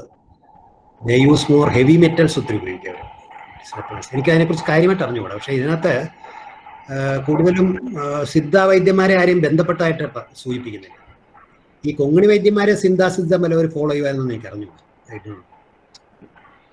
These are things.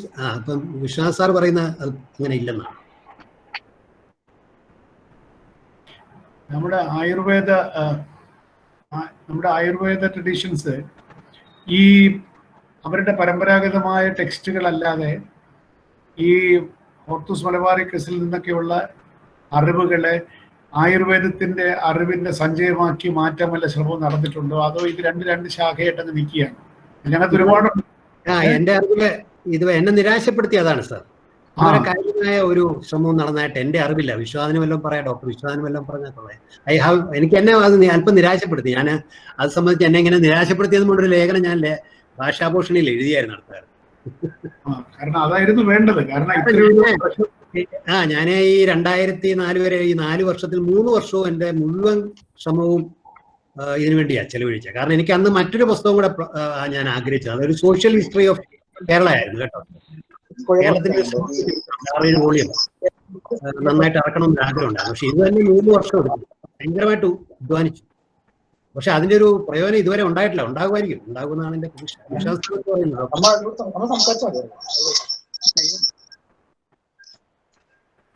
Hello hello hello ഞാൻ യെസ്.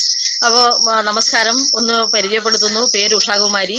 തൃശ്ശൂരിലെ ശ്രീ കേരളവർമ്മ കോളേജിലെ ചരിത്ര വിഭാഗത്തിൽ നിന്ന് അസോസിയേറ്റ് പ്രൊഫസറായി റിട്ടയർ ചെയ്തു. 2008 റിട്ടയർമെന്റ് കേട്ടോ. ഉഷാവ് സംസാരിക്കുന്നതിന് അവരുടെ സ്ത്രീവേദി ഓർത്തോസ് മലബാർ ഒരു പുസ്തകം പ്രസിദ്ധീകരിച്ചിട്ടുണ്ട്. അത് ഞാൻ ഇടയ്ക്കിടയ്ക്ക് റെഫർ ചെയ്യാറുണ്ട്. Thank you. Thank you. ഇപ്പൊ 2010 റിട്ടയർ ചെയ്തതിന് ശേഷം ഞങ്ങള് Samata a collective for gender justice എന്ന പേരിൽ ഒരു 29 സ്ത്രീകളുടെ ഒരു കൂട്ടായ്മ രൂപീകരിച്ചു. ഞാനതിന്റെ മാനേജിംഗ് ട്രസ്റ്റിയാണ്. നമ്മുടെ എഴുത്തുകാരിയും കേരള യൂണിവേഴ്സിറ്റി ലൈബ്രറി സയൻസിൽ നിന്ന് റീഡറായി റിട്ടയർ ചെയ്ത ലളിത ലെനിൻ ചെയർപേഴ്സണുമാണ്. അപ്പോൾ ഞാനും ഒരു ശാസ്ത്ര അധ്യാപകനും ചേർന്ന് ഒരു പുസ്തകം ഹോർത്തൂസ് മലബാറിക്കസ് സസ്യവൈവിധ്യവും നാട്ടുചികിത്സയും എന്ന പേരിൽ പഠനം സംഗ്രഹം പ്രസിദ്ധീകരിച്ചിട്ടുണ്ട്. അത് 2018 ഷാർജ ഇന്റർനാഷണൽ ബുക്ക് ഫെയറിന്റെ ഭാഗമായി ഷാർജയിൽ വെച്ച് നമ്മുടെ ബഹുമാനപ്പെട്ട കേരള മുൻ സാംസ്കാരിക വിദ്യാഭ്യാസ വകുപ്പ് മന്ത്രി MA ബേബിയാണ് അവിടെ പ്രകാശനം ചെയ്തത്. ഞങ്ങൾ ആദ്യമായി ഷാർജ പുസ്തകോത്സവത്തിൽ പങ്കെടുക്കുന്ന ഒരു പെൺകൂട്ടായ്മയാണ് എന്ന് അഭിമാന പുരസ്സരം പറയുന്നു. അവിടെ ഒരു 100 കോപ്പിയാണ് ഈ പുസ്തകത്തിൻ്റെത് കൊടുത്ത് ഞങ്ങളത് വിറ്റത്. അതിൽ നിന്ന് സമാഹരിച്ച 1 ലക്ഷം രൂപ ഞങ്ങൾ നാട്ടിൽ വന്നതിന് ശേഷം ബഹുമാനപ്പെട്ട മുഖ്യമന്ത്രിയുടെ നവകേരള സൃഷ്ടി ഫണ്ടിലേക്ക് ഞങ്ങൾ നൽകി. അദ്ദേഹം തൃശ്ശൂർ രാമനിലയത്തിൽ വെച്ച് അത് ഏറ്റുവാങ്ങുകയും ചെയ്തു. രണ്ടാമത്തേത് 2018 ഡോക്ടർ മണിലാൽ സാറിനെ സമത ഒന്ന് ആദരിച്ചു. അദ്ദേഹത്തിന്റെ വീട്ടിൽ വെച്ച് ജൈവ ജാഗ്രതാ പുരസ്കാരം, അത് മെമന്റോയും തുക ഒരു പ്രശ്നമല്ല, 25,000 രൂപയും അടങ്ങുന്ന ഒരു പുരസ്കാരം അദ്ദേഹത്തിന്റെ വീട്ടിൽ വെച്ച് സമതയ്ക്ക് വേണ്ടി അദ്ദേഹത്തിന് സമർപ്പിക്കുന്നത് നമ്മുടെ ബഹുമാനപ്പെട്ട കേരള നിയമസഭാ സ്പീക്കർ ശ്രീരാമകൃഷ്ണനാണ്. അതേ വർഷം തന്നെ നമ്മുടെ E.T. അച്യുതൻ വൈദ്യരുടെ ഓർമ്മക്കായി സമത ഒരു അവാർഡ് ഏർപ്പെടുത്തി. അതാണ് ജൈവ കീർത്തി പുരസ്കാരം. ആ ജൈവ കീർത്തി പുരസ്കാരം സമത സമർപ്പിച്ചത് മണിലാൽ സാറിന്റെ റിസർച്ച് അസോസിയേറ്റ് ആയിട്ട്, ഹോർത്തൂസ് റിസർച്ച് അസോസിയേറ്റ് ആയിട്ട്, റിസർച്ച് ഫെലോ ആയി പ്രവർത്തിച്ച ഡോക്ടർ CR സുരേഷിനാണ്. അത് 2018 കൊച്ചി ഇന്റർനാഷണൽ ബുക്ക് ഫെയർ വേദിയിൽ വെച്ച് ബഹുമാനപ്പെട്ട മുഖ്യമന്ത്രി പിണറായി വിജയനാണ് ഡോക്ടർ CR സുരേഷിന് കൊടുത്തത്. പിന്നെ അത് എല്ലാ വർഷവും കൊടുത്തുകൊണ്ടിരിക്കുകയാണ്. മണിലാൽ സാറിന്റെ ബഹുമാനാർത്ഥം 2019 ജൈവ ജാഗ്രതാ പുരസ്കാരം ഞങ്ങൾ നൽകുന്നത് മലപ്പുറത്തെ ഒരു കർഷകൻ തോരപ്പ മുസ്തഫക്കാണ്. ഒരു അപകടത്തിൽപ്പെട്ട് ശരീരത്തിന്റെ 95% ചലനശേഷി നഷ്ടപ്പെട്ടു പോയ തോരപ്പ മുസ്തഫ സ്വന്തം ഇച്ഛാശക്തി വീണ്ടെടുത്തുകൊണ്ടാണ് ഒരു ഔഷധത്തോട്ടം പരിപാലിക്കുന്നത്. അദ്ദേഹത്തിന്റെ ഔഷധത്തോട്ടത്തിൽ വെച്ചിട്ടാണ് ബഹുമാനപ്പെട്ട മന്ത്രി KT ജലീൽ അദ്ദേഹത്തിന് ജൈവ ജാഗ്രതാ പുരസ്കാരം സമ്മാനിക്കുന്നത്. അതേ വേദിയിൽ വെച്ച് ഇ.ടി. അച്യുതൻ വൈദ്യരുടെ ഓർമ്മക്കായി ഏർപ്പെടുത്തിയ ജൈവ കീർത്തി പുരസ്കാരം ഒരു യുവ കർഷകനായ വയനാട് സ്വദേശി CS സൂരജിനാണ് ഞങ്ങൾ നൽകിയത്. ആ കുട്ടി ഇവിടെ തൃശ്ശൂർ യൂണിവേഴ്സിറ്റിയിൽ നിന്ന് BSc പാസ്സായി കേരള ഗവൺമെന്റിന്റെ ജൈവ ബ്രാൻഡ് അംബാസിഡറാണ്. ഈ വർഷവും സമത ഈ അവാർഡുകൾ നൽകാൻ തീരുമാനമെടുത്തിട്ടുണ്ട്. ഞാനത് പറയാൻ ആഗ്രഹിക്കുന്നു. മണിലാൽ സാറിന്റെ ബഹുമാനാർത്ഥം ഏർപ്പെടുത്തിയ ജൈവ ജാഗ്രതാ പുരസ്കാരം സ്വീകരിക്കണം എന്ന് അഭ്യർത്ഥിച്ചുകൊണ്ട് ലോക പ്രശസ്ത ഇക്കോളജിസ്റ്റും ആയിട്ടുള്ള ഡോക്ടർ കമൽജിത്ത് ബാവക്ക് ഞങ്ങൾ ഒരു കത്തയച്ചിരിക്കുകയാണ്. അത് സ്വീകരിക്കുകയാണെങ്കിൽ കേരളത്തിന്റെ ഒരു സസ്യശാസ്ത്ര പഠന രംഗത്ത് തന്നെ അതൊരു വിസ്മയമായിരിക്കും എന്ന് കരുതുന്നു. രണ്ടാമത്തെ ഇ.ടി. അച്യുതൻ വൈദ്യരുടെ പേരിലുള്ള ജൈവ കീർത്തി അവാർഡ് ഞങ്ങൾ നൽകാൻ തീരുമാനിച്ചിരിക്കുന്നത് കർണാടകയിലെ 105 വയസ്സായ സാലു മരദ തിമ്മക്കാണ്. ഞാനത് പറയേണ്ടതില്ല. മക്കളില്ലാത്ത ഒരു ഇടയന്റെ ഭാര്യ മക്കൾക്ക് പകരമായി തന്റെ ഗ്രാമം മുതൽ അടുത്ത ഗ്രാമം വരെയുള്ള വീഥികളിൽ വെച്ച് പിടിപ്പിച്ചത് 400-ലധികം അരയാൽ വൃക്ഷങ്ങളാണ്. അപ്പൊ അമ്മക്ക് പത്മ പുരസ്കാരമൊക്കെ കിട്ടിയിട്ടുണ്ട്. ആ അമ്മക്കത് നൽകണം എന്ന് ഞങ്ങൾ തീരുമാനിക്കുകയാണ്. അങ്ങനെയാണ്. അപ്പോൾ അതിന്റെ 2ാം പതിപ്പ് ഹോർത്തൂസിൻ്റെത് പ്രകാശനം ചെയ്തിട്ടുണ്ട്. അത് കൃതി ഇന്റർനാഷണൽ ബുക്ക് ഫെയറിൽ വെച്ച് 2019 ഡോക്ടർ CR സുരേഷ് തന്നെയാണ് പ്രകാശനം ചെയ്തിട്ടുള്ളത്. എന്തായാലും ഡോക്ടർ പറഞ്ഞതിൽ ഞാൻ ഒന്ന് വീണ്ടും പഠിച്ചു പോകേണ്ട കാര്യമുണ്ട്. മലബാർ പൂന്തോട്ടം എന്ന് പറയുമ്പോഴും അന്നത്തെ മലബാർ ഏകദേശം നമ്മുടെ കൊല്ലം വരെ എത്തി നിൽക്കുന്ന ഒരു വിശാലമായിട്ടുള്ള പ്രദേശമായതുകൊണ്ട് ആണ് കേരളാരാമം എന്ന പേര് ലഭിച്ചത് എന്നാണ് എൻ്റെ ഗവേഷണം എന്നെ ബോധ്യപ്പെടുത്തിയത്. എന്തായാലും ആ പേര് അങ്ങനെ വന്നതാണോ എന്നുകൂടി നോക്കണം. അല്ലാതെ ഇ.ടി. അച്യുതൻ വൈദ്യരുടെ ആ രേഖയുമായിട്ട് ബന്ധപ്പെട്ടാണോ എന്ന് ഒന്നുകൂടി പരിശോധിക്കേണ്ടതുണ്ട്.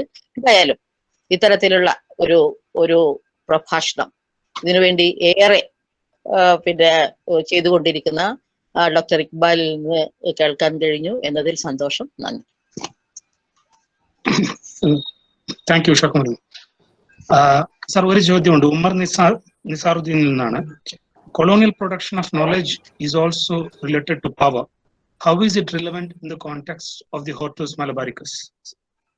No, such things need to be looked into and examined. Actually, in fact, one of the issues now I am examining is the pandemic history, where all this comes up. But in the context of Hortus, this need to be further explored. Actually, these are the issues where more research, I expect more research from historians. To place it into the colonial context, these are all very debated issues. Unfortunately, Hortus Malabaricus has not been placed in that context. As such, the discussion is mostly confined to medicinal plant, drug-related issues, etc. But this has to be placed on that context also. I think some of the historians, that is why I am saying some of the historians should look into the whole issue. Because today, when I was preparing for this book, and also while I was writing the book for the children, and while referring it, I think the whole colonial history, I was wondering, we knew very little about all this colonial history in Kerala. Actually, we have to look into this Dutch period, and we have to look beyond that. We are actually, in a way, I was glorifying Manri in a way. I know that, but from a political point of view, we can do an entirely different way of looking at these things. Sure. But one thing we have to grant in favor of Van Reed is that he attributed this knowledge to at least to E.T. Achyutan and the local experts. So he did not hide this fact, that at least that level of intellectual honesty is set. But he is also a pawn in the whole game of colonial exploitation of the East, and that has to be further study has to be done on that. I hope that some historians will do that. Actually, I would rather say that, in fact, എൻ്റെ ഒരു research subject ആയിട്ട് ഞാൻ എടുത്തിരുന്നു. എനിക്കത് പൂർത്തിയാക്കാൻ കഴിഞ്ഞില്ല. അത് ഒന്ന് കേരളത്തിലെ ഈ ഇത്രയും ആയുർവേദവും അതുപോലെ പാരമ്പര്യ ചികിത്സയൊക്കെ ഉള്ള ഒരു സ്ഥലത്ത് എങ്ങനെ ആധുനിക വൈദ്യശാസ്ത്രം വന്ന് മേധാവിത്വം വഹിച്ചു എന്നുള്ളതായിരുന്നു എൻ്റെ ഒരു റിസർച്ച് വിഷയം. അപ്പോൾ ആ വിഷയം പരിശോധിച്ചതിൻ്റെ ഭാഗത്ത് എനിക്ക് മനസ്സിലാക്കാൻ ഒരു കാര്യം, I'd not want to make a very controversial statement. ഞാൻ ഇതിൻ്റെ ആമുഖത്തിൽ എഴുതണമെന്ന് വിചാരിച്ചു, VC ആയിട്ട് എഴുതുന്നത് ശരിയല്ലെന്ന്. ഈ പ്രീ ആര്യൻ ചികിത്സാ രീതികളുണ്ട്, ഇട്ടിയച്ചനൊക്കെ പ്രതിനിധാനം ചെയ്യുന്നത്, അതിനെ പിന്നെ ആയുർവേദം ആഗിരണം ചെയ്യുന്നുണ്ട്. So I called it an internal colonisation. I use that term actually. Dravidian ആണ്, ആര്യനല്ല, ദ്രവീഡിയൻ ആണ്. അപ്പൊ അതിനെ അതൊരു ആന്തരിക കോളണിവൽക്കരണം എന്നുള്ള വാക്ക് തന്നെ ഞാൻ ഉപയോഗിച്ചു. പക്ഷെ ഒരു മീറ്റിങ്ങില് ഞാൻ കാലടി സർവകലാശാലയിൽ ചേർന്ന ഒരു മീറ്റിങ്ങില് ഇത് പറഞ്ഞപ്പോൾ അന്ന് അവിടെ വന്ന ചരിത്രകാരന്മാരെല്ലാം എന്നെ വളരെയേറെ കടന്ന് ആക്രമിച്ചു. ഞാൻ അതിനകത്തൊരു വിദഗ്ധനല്ലാത്തതുകൊണ്ട് I made a hasty retreat. But nevertheless, what I am trying to say is a very relevant question that is raised. Such aspects are to be explored further. So, our next question is from Vinita Menon. In the case of Arogya Pacha patenting, Arogya Pacha patenting, I think the question of process patenting and product patenting caused for difficulties and alienation of patent. Should we not have more popular understanding of these issues before market-geared research is accentuated? Yes, I think the patent is one thing which we have not discussed so far in detail, the whole issue. I have some experience with this because as a health activist, especially we were talking about the drug issue, pharmaceuticals. ആ കോണ്ടസ്റ്റില് കേരളത്തിൽ ഈ patent issue ആ കൂടി പറഞ്ഞും പ്രസംഗിക്കാൻ നടന്നിട്ടുള്ളത് ഈ ആരോഗ്യ പ്രവർത്തകർ മാത്രമാണ്. I think we have to further examine the whole patent regime in its details. Now നിയമവകുപ്പുമായി ബന്ധപ്പെട്ടവർ അവരുടെ ഒരു സബ്ജക്റ്റ് ആയിട്ട് സ്പെഷ്യാലിറ്റി ആയിട്ട് അതിൽ വർക്ക് ചെയ്യുന്ന ആളുകളുണ്ട് now, fortunately, like doctor Gopalakrishnan, Cochin university, and there are a few others who are looking into this.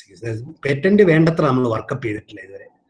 അത് ഈ പറഞ്ഞ പ്രശ്നങ്ങളൊക്കെ ഉണ്ട്. അതിനകത്ത് ഷെയറിംഗ് ഉണ്ട്, നോളജ് ഷെയറിങ്ങിന്റെ പ്രശ്നമുണ്ട്. ഇപ്പം ഈ ആരോഗ്യപ്പച്ചയുടെ കാര്യം തന്നെ നമ്മളിപ്പം ഒരു ഔഷധം സസ്യം വികസിപ്പിച്ചെടുക്കുമ്പോൾ അതിന്റെ ഉടമസ്ഥര് ഈ പറയുന്ന ആദിവാസികളൊക്കെ ആയിരിക്കും. അപ്പൊ അവർക്കൊരു ബെനിഫിറ്റ് ഷെയറിംഗ് കിട്ടണം. ആരോഗ്യപ്പച്ചയുടെ കാര്യത്തിൽ ചില അഡ്ജസ്റ്റ്മെന്റ് അവർ ചെയ്യുന്നതാണ് മനസ്സിലായി. അപ്പം benefit sharing is very important. നമ്മള് അത് ബഹിരാഷ്ട്ര കുത്തകൾ വേണ്ട, നമ്മുടെ ഇന്ത്യൻ കുത്തകൾ അത് പ്രയോജനപ്പെടുത്തണമെന്നല്ല നമ്മുടെ വാദം. അപ്പൊ benefit sharing is A very important factor in these things. അതും വളരെ പ്രധാനപ്പെട്ടതാണ്. അപ്പൊ ഈ ട്രിപ്സ് റെജീം, പേറ്റന്റ് റെജീം ഒക്കെ കുറച്ചുകൂടി ഡീറ്റെയിൽ ആയിട്ട് നമ്മുടെ സമൂഹത്തിൽ ചർച്ച ചെയ്യണം. നമുക്ക് പക്ഷേ നമ്മൾ ഈ ഇറലവന്റ് ആയിട്ടുള്ള കാര്യങ്ങളൊക്കെ ചർച്ച ചെയ്ത് സമയം കളയല്ലേ. നമ്മൾ എന്ത് സമയം ഓരോ ദിവസമല്ലേ ചർച്ച ചെയ്തുകൊണ്ട് കളയുന്നത്, ഇതൊന്നും ചർച്ച ചെയ്യുന്നില്ല. എനിക്ക് തോന്നുന്നത് ഡോക്ടർ ഇക്ബാൽ, ഇപ്പോ ഈ പേറ്റന്റ് റെജീം ഉണ്ടല്ലോ, നമ്മൾക്ക് മാനസികമായി നമുക്ക് അതിനോടൊരു യോജിപ്പില്ലാത്തൊരു സംഭവമാണ്. അതാണ് വിഷയം. For an American, patenting his knowledge is something inherent in him. കാരണം എന്ത് കൊടുത്താലും കാശ് വാങ്ങണം. നമുക്ക് സംബന്ധിച്ചിടത്തോളം നമ്മുടെ ഒരു സോഷ്യൽ സൈക്കോളജി തന്നെ ഈ പേറ്റന്റിങ്, അതിന് കോപ്പി റൈറ്റ്, ഇതൊന്നും നമുക്ക് അങ്ങോട്ട് മനസ്സിലങ്ങോട്ട് വലുതായിട്ട് പതിഞ്ഞിട്ടില്ല. Of course new regime, according to new regime we have to master these things. അതാണ് ഇവിടെ ഇതിന് വേറെ ഓടാത്തതെന്നാണ് എനിക്ക് തോന്നുന്നത്. Even we believe in free software ആണെങ്കിലും ഒരു ഫ്രീ സോഫ്റ്റ്വെയർ മൈൻഡ് സെറ്റ് മലയാളിക്ക് പൊതുവേ ഉണ്ട്. നമുക്ക് അറിവുണ്ടെങ്കിൽ അത് എല്ലാവർക്കും ഉള്ളതാണ്. പക്ഷേ the world is not tune to that.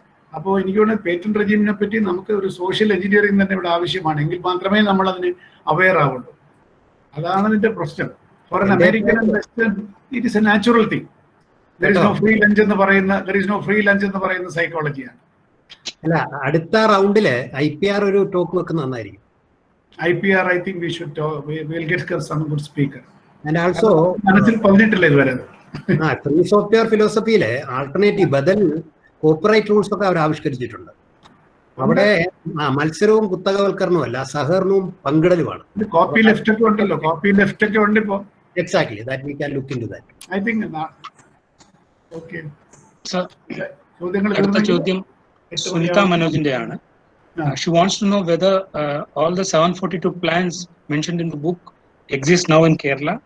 Is there any study regarding this?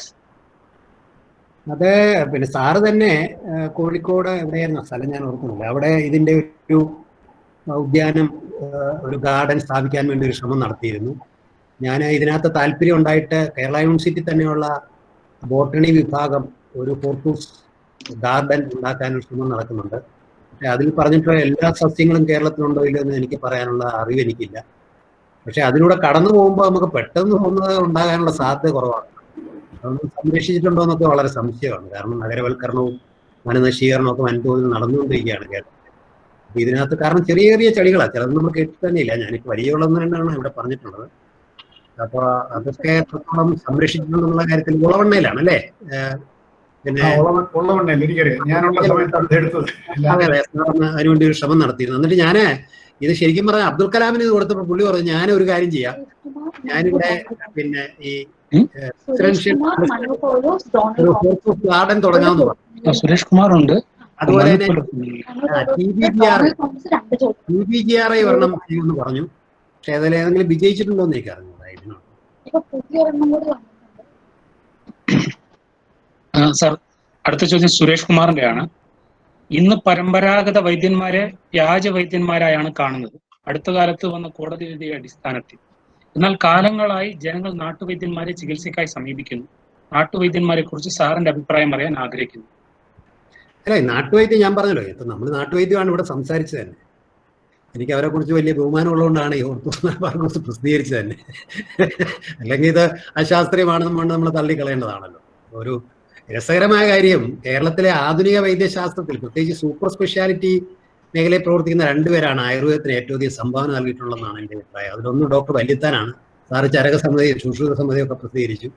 ഞാനും ഒരു ഇനിഷ്യേറ്റീവും എൻ്റെ ഒരു സംഭാവനകത്ത് ഉണ്ടല്ലോ. ഇതൊക്കെയാണ് തീർച്ചയായിട്ടും നാട്ടുവൈദ്യമൊക്കെ പഠിക്കണം നമ്മൾ. അതിനകത്തൊക്കെ ഒത്തിരി കാര്യങ്ങളുണ്ട്. അനുഭവത്തിന്റെ അടിസ്ഥാനത്തിലും പ്രയോഗത്തിന്റെ അടിസ്ഥാനത്തിലും ആർജിച്ച ജനകീയ സംസ്കാരത്തിന്റെ ഭാഗമായിട്ട് ഉയർന്നു പറഞ്ഞ വിജ്ഞാനമാണ്. അതൊക്കെ പരിശോധിച്ച്, പക്ഷെ അന്നുണ്ടായിരുന്ന അറിവിന്റെ അടിസ്ഥാനത്തിലാണ്. അതുകൊണ്ടൊക്കെ കൂടുതലായിട്ട് പരിശോധിച്ച് നമ്മൾ അതിന്റെ നിലവാരത്തിൽ ഒരു വർധനം ഉണ്ടാക്കണം. ആസറ്റല്ല, അതിനുള്ള ശ്രമം നടക്കുന്നില്ല. അതാണ് പ്രശ്നം. ഇപ്പൊ അത് നല്ലതാണോ ചീത്തയാണോ എന്നൊക്കെ തർക്കിച്ച് ഒന്നുകിൽ അതല്ലെങ്കിൽ കേരളത്തിലെ ഞാൻ പറയും, കേരളത്തിലെ മനുഷ്യരുടെ വളരെ ഏറ്റവും ആധുനികമായ ഒരു തലച്ചോറാണ്, ഡിജിറ്റലാണ്, ഐദർ ഓറാണ്. ഒന്നുകിൽ 0 അല്ലെങ്കിൽ 1, അങ്ങനെയാണല്ലോ ഡിജിറ്റൽ. അപ്പൊ either it is not good, either it is good എന്നുള്ളതാണ് ലൈൻ. അങ്ങനെയല്ല, there is truth is somewhere, I won't say it is somewhere in between, something different all together. ഇതൊക്കെ പഠിക്കണം. നാട്ടുവൈദ്യന്മാരെ ഞാൻ വളരെയേറെ ബഹുമാനിക്കുന്നു. സാർ, അടുത്ത ചോദ്യം മനു കെ പോലോസിന്റെ ആണ്. We live in a time when most medicinal herbs are considered weeds by many.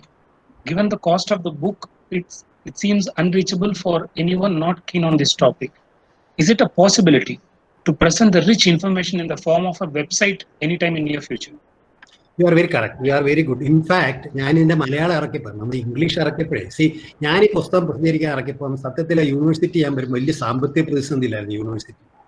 The whole thing was, it's a different topic altogether. ഞാൻ കുറേയൊക്കെ ചിട്ടപ്പെടുത്തി. അപ്പൊ അതുകൊണ്ട് ഈ പുസ്തകം പ്രസിദ്ധീകരിക്കുന്നതിൽ പിന്നെ അവിടുത്തെ ജീവനക്കാരും ഒക്കെ എതിരായിരുന്നു ആദ്യം. കാരണം അവർക്ക് പിന്നെ എന്നിട്ട് ഞാൻ ഡച്ച് ഗവൺമെന്റിനെ സമീപിച്ചു. പക്ഷേ ഡച്ച് ഗവൺമെന്റ് മോണിമെന്റ്സിന് അവർ ഫണ്ട് ചെയ്യുമെന്ന് പറഞ്ഞു. അപ്പൊ അവർ പറയുന്നത് ഈ മോണിമെന്റിൽ ഈ ഹോർത്തൂസ് പെടുത്തില്ല, കെട്ടിടം കൊട്ടെ പെടത്തുള്ളൂ എന്ന് പറഞ്ഞു. അതുകൊണ്ടാണ് നമ്മൾ 20,000 വെച്ച് പ്രീ പബ് നടത്തി. വലിയ ബുദ്ധിമുട്ടിയാണ്, സാമ്പത്തികം കണ്ടുപിടിക്കാൻ ബുദ്ധിമുട്ടിയത്. അതുകൊണ്ട് ഞാൻ അന്ന് AK ആന്റണി എന്ന് മുഖ്യമന്ത്രി ആയിരുന്നപ്പോൾ ഞാൻ ആന്റണിയെ കണ്ടിട്ട് ഒരു 15 ലക്ഷം രൂപ അതിനു വേണ്ടി തരാം, മലയാളം ഇറക്കുമ്പോൾ അതിന് സബ്സിഡൈസ് ചെയ്യാൻ വേണ്ടി 15 ലക്ഷം രൂപ ഉപയോഗിക്കാം. അദ്ദേഹം 10 ലക്ഷം രൂപ എങ്ങാണ്ട് അനുവദിച്ചു. അപ്പൊ എൻ്റെ ഒരു ആഗ്രഹം ഉണ്ടായിരുന്നത് മലയാള എഡിഷന് വളരെ വില കുറച്ച് പ്രിന്റ് ചെയ്ത് കേരളത്തിലെ മുഴുവൻ ലൈബ്രറി, അറ്റ്ലീസ്റ്റ് നമുക്ക് 7,000 ലൈബ്രറികളാണുള്ളത്, നമ്മുടെ താലൂക്ക് അടിസ്ഥാനത്തിലെങ്കിലും ഉള്ള ലൈബ്രറികൾ, ഒരു 10,000 ലൈബ്രറികൾ അത് എത്തിക്കണം എന്നുള്ളതായിരുന്നു എൻ്റെ ആഗ്രഹം. പക്ഷെ അത് നടന്നൊന്നും തോന്നുന്നില്ല. അങ്ങനെയാണെങ്കിൽ എല്ലാ ആളുകൾക്കും വായിക്കാൻ കഴിഞ്ഞേനെ. പക്ഷെ ഇപ്പൊ ചെയ്യാവുന്ന, താങ്കൾ പറഞ്ഞ വളരെ പ്രധാനപ്പെട്ട പോയിന്റാണ്. I can discuss this with the present vice chancellor. We can at least made it available online, free, should be downloadable. അങ്ങനെ ചെയ്യുന്നത് വളരെ നന്നായിരിക്കും. താങ്കൾ പറഞ്ഞു മലയാള സർവകലാശാല ഏറ്റെടുക്കേണ്ടതാണ്. കാരണം വൈജ്ഞാനിക മേഖലയിൽ മലയാളം എങ്ങനെ ഉപയോഗിക്കാം എന്നുള്ളതാണ് സർവകലാശാലയുടെ മാൻഡേറ്റ്. അപ്പൊ ഇത് മലയാള സർവകലാശാല എടുത്ത് പ്രസിദ്ധീകരിച്ച് എല്ലാ ലൈബ്രറികൾക്കും കൊടുക്കാൻ നടപടി എടുക്കേണ്ടതാണെന്ന് എനിക്ക് തോന്നുന്നു. കേരള സർവകലാശാലയും കേരള സംസ്കാരം നന്നാക്കാൻ വേണ്ടിയാണ് ഉണ്ടാക്കിയത്. അല്ല, ആരെങ്കിലും ചെയ്താൽ മതി. അല്ല, മലയാള സർവകലാശാല മലയാളത്തിലായതുകൊണ്ട് പറഞ്ഞത്. അതെ അതെ, തീർച്ചയായിട്ടും ചെയ്യാം, ആർക്കെങ്കിലും ചെയ്യാം. സാർ, 2 ചോദ്യങ്ങൾ കൂടിയുണ്ട്. ഫസ്റ്റ്, ഡൊണാൾഡ് തോമസിന്റെ 2 ചോദ്യങ്ങളുണ്ട്. How unique is Hortus Malabaricus in comparison to different volumes of Flora India by the British? I don't know. ഉള്ളയുടെ രണ്ടാമത്തെ ചോദ്യം, can we associate Hortus malabaricus as the first source relating to indigenous medicinal knowledge transfer across the globe, particularly focusing on the South Asian context? I simply do not know. Somebody has to examine these things. I do not know, actually, frankly, because I am not a specialist in this.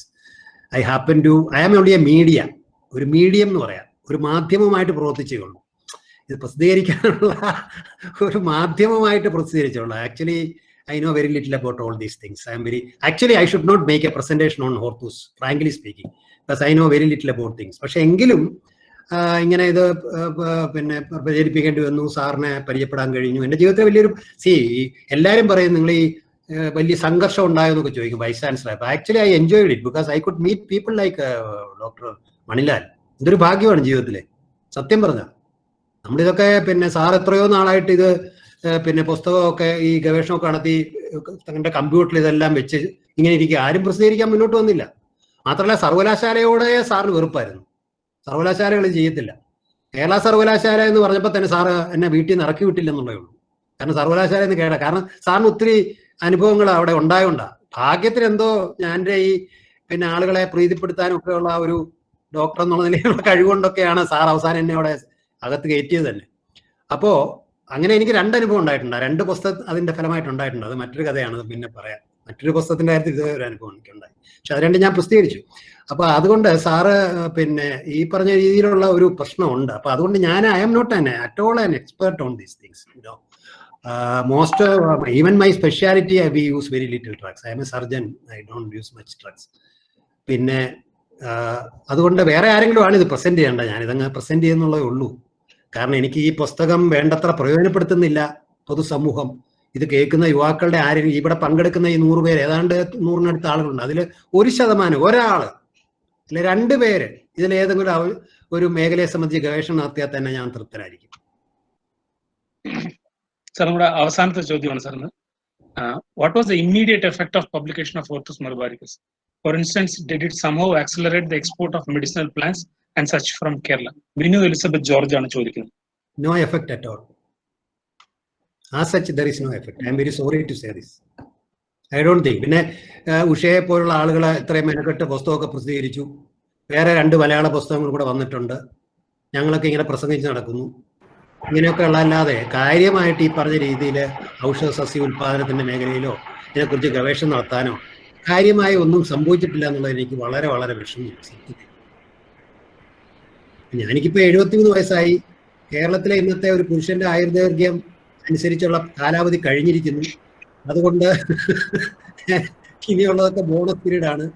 2007 heart attack വന്നതാണ്, bypass ഒക്കെ കഴിഞ്ഞ് 13 വർഷം. അതുകൊണ്ട് എനിക്കറിഞ്ഞൂടാ, എന്റെ കാലയളവിൽ ആരെങ്കിലും 1-2 ഒരു നല്ലൊരു പേപ്പറെങ്കിലും പ്രസിദ്ധീകരിച്ച് കണ്ടു മരിക്കണമെന്നൊരു ആഗ്രഹമുണ്ട്.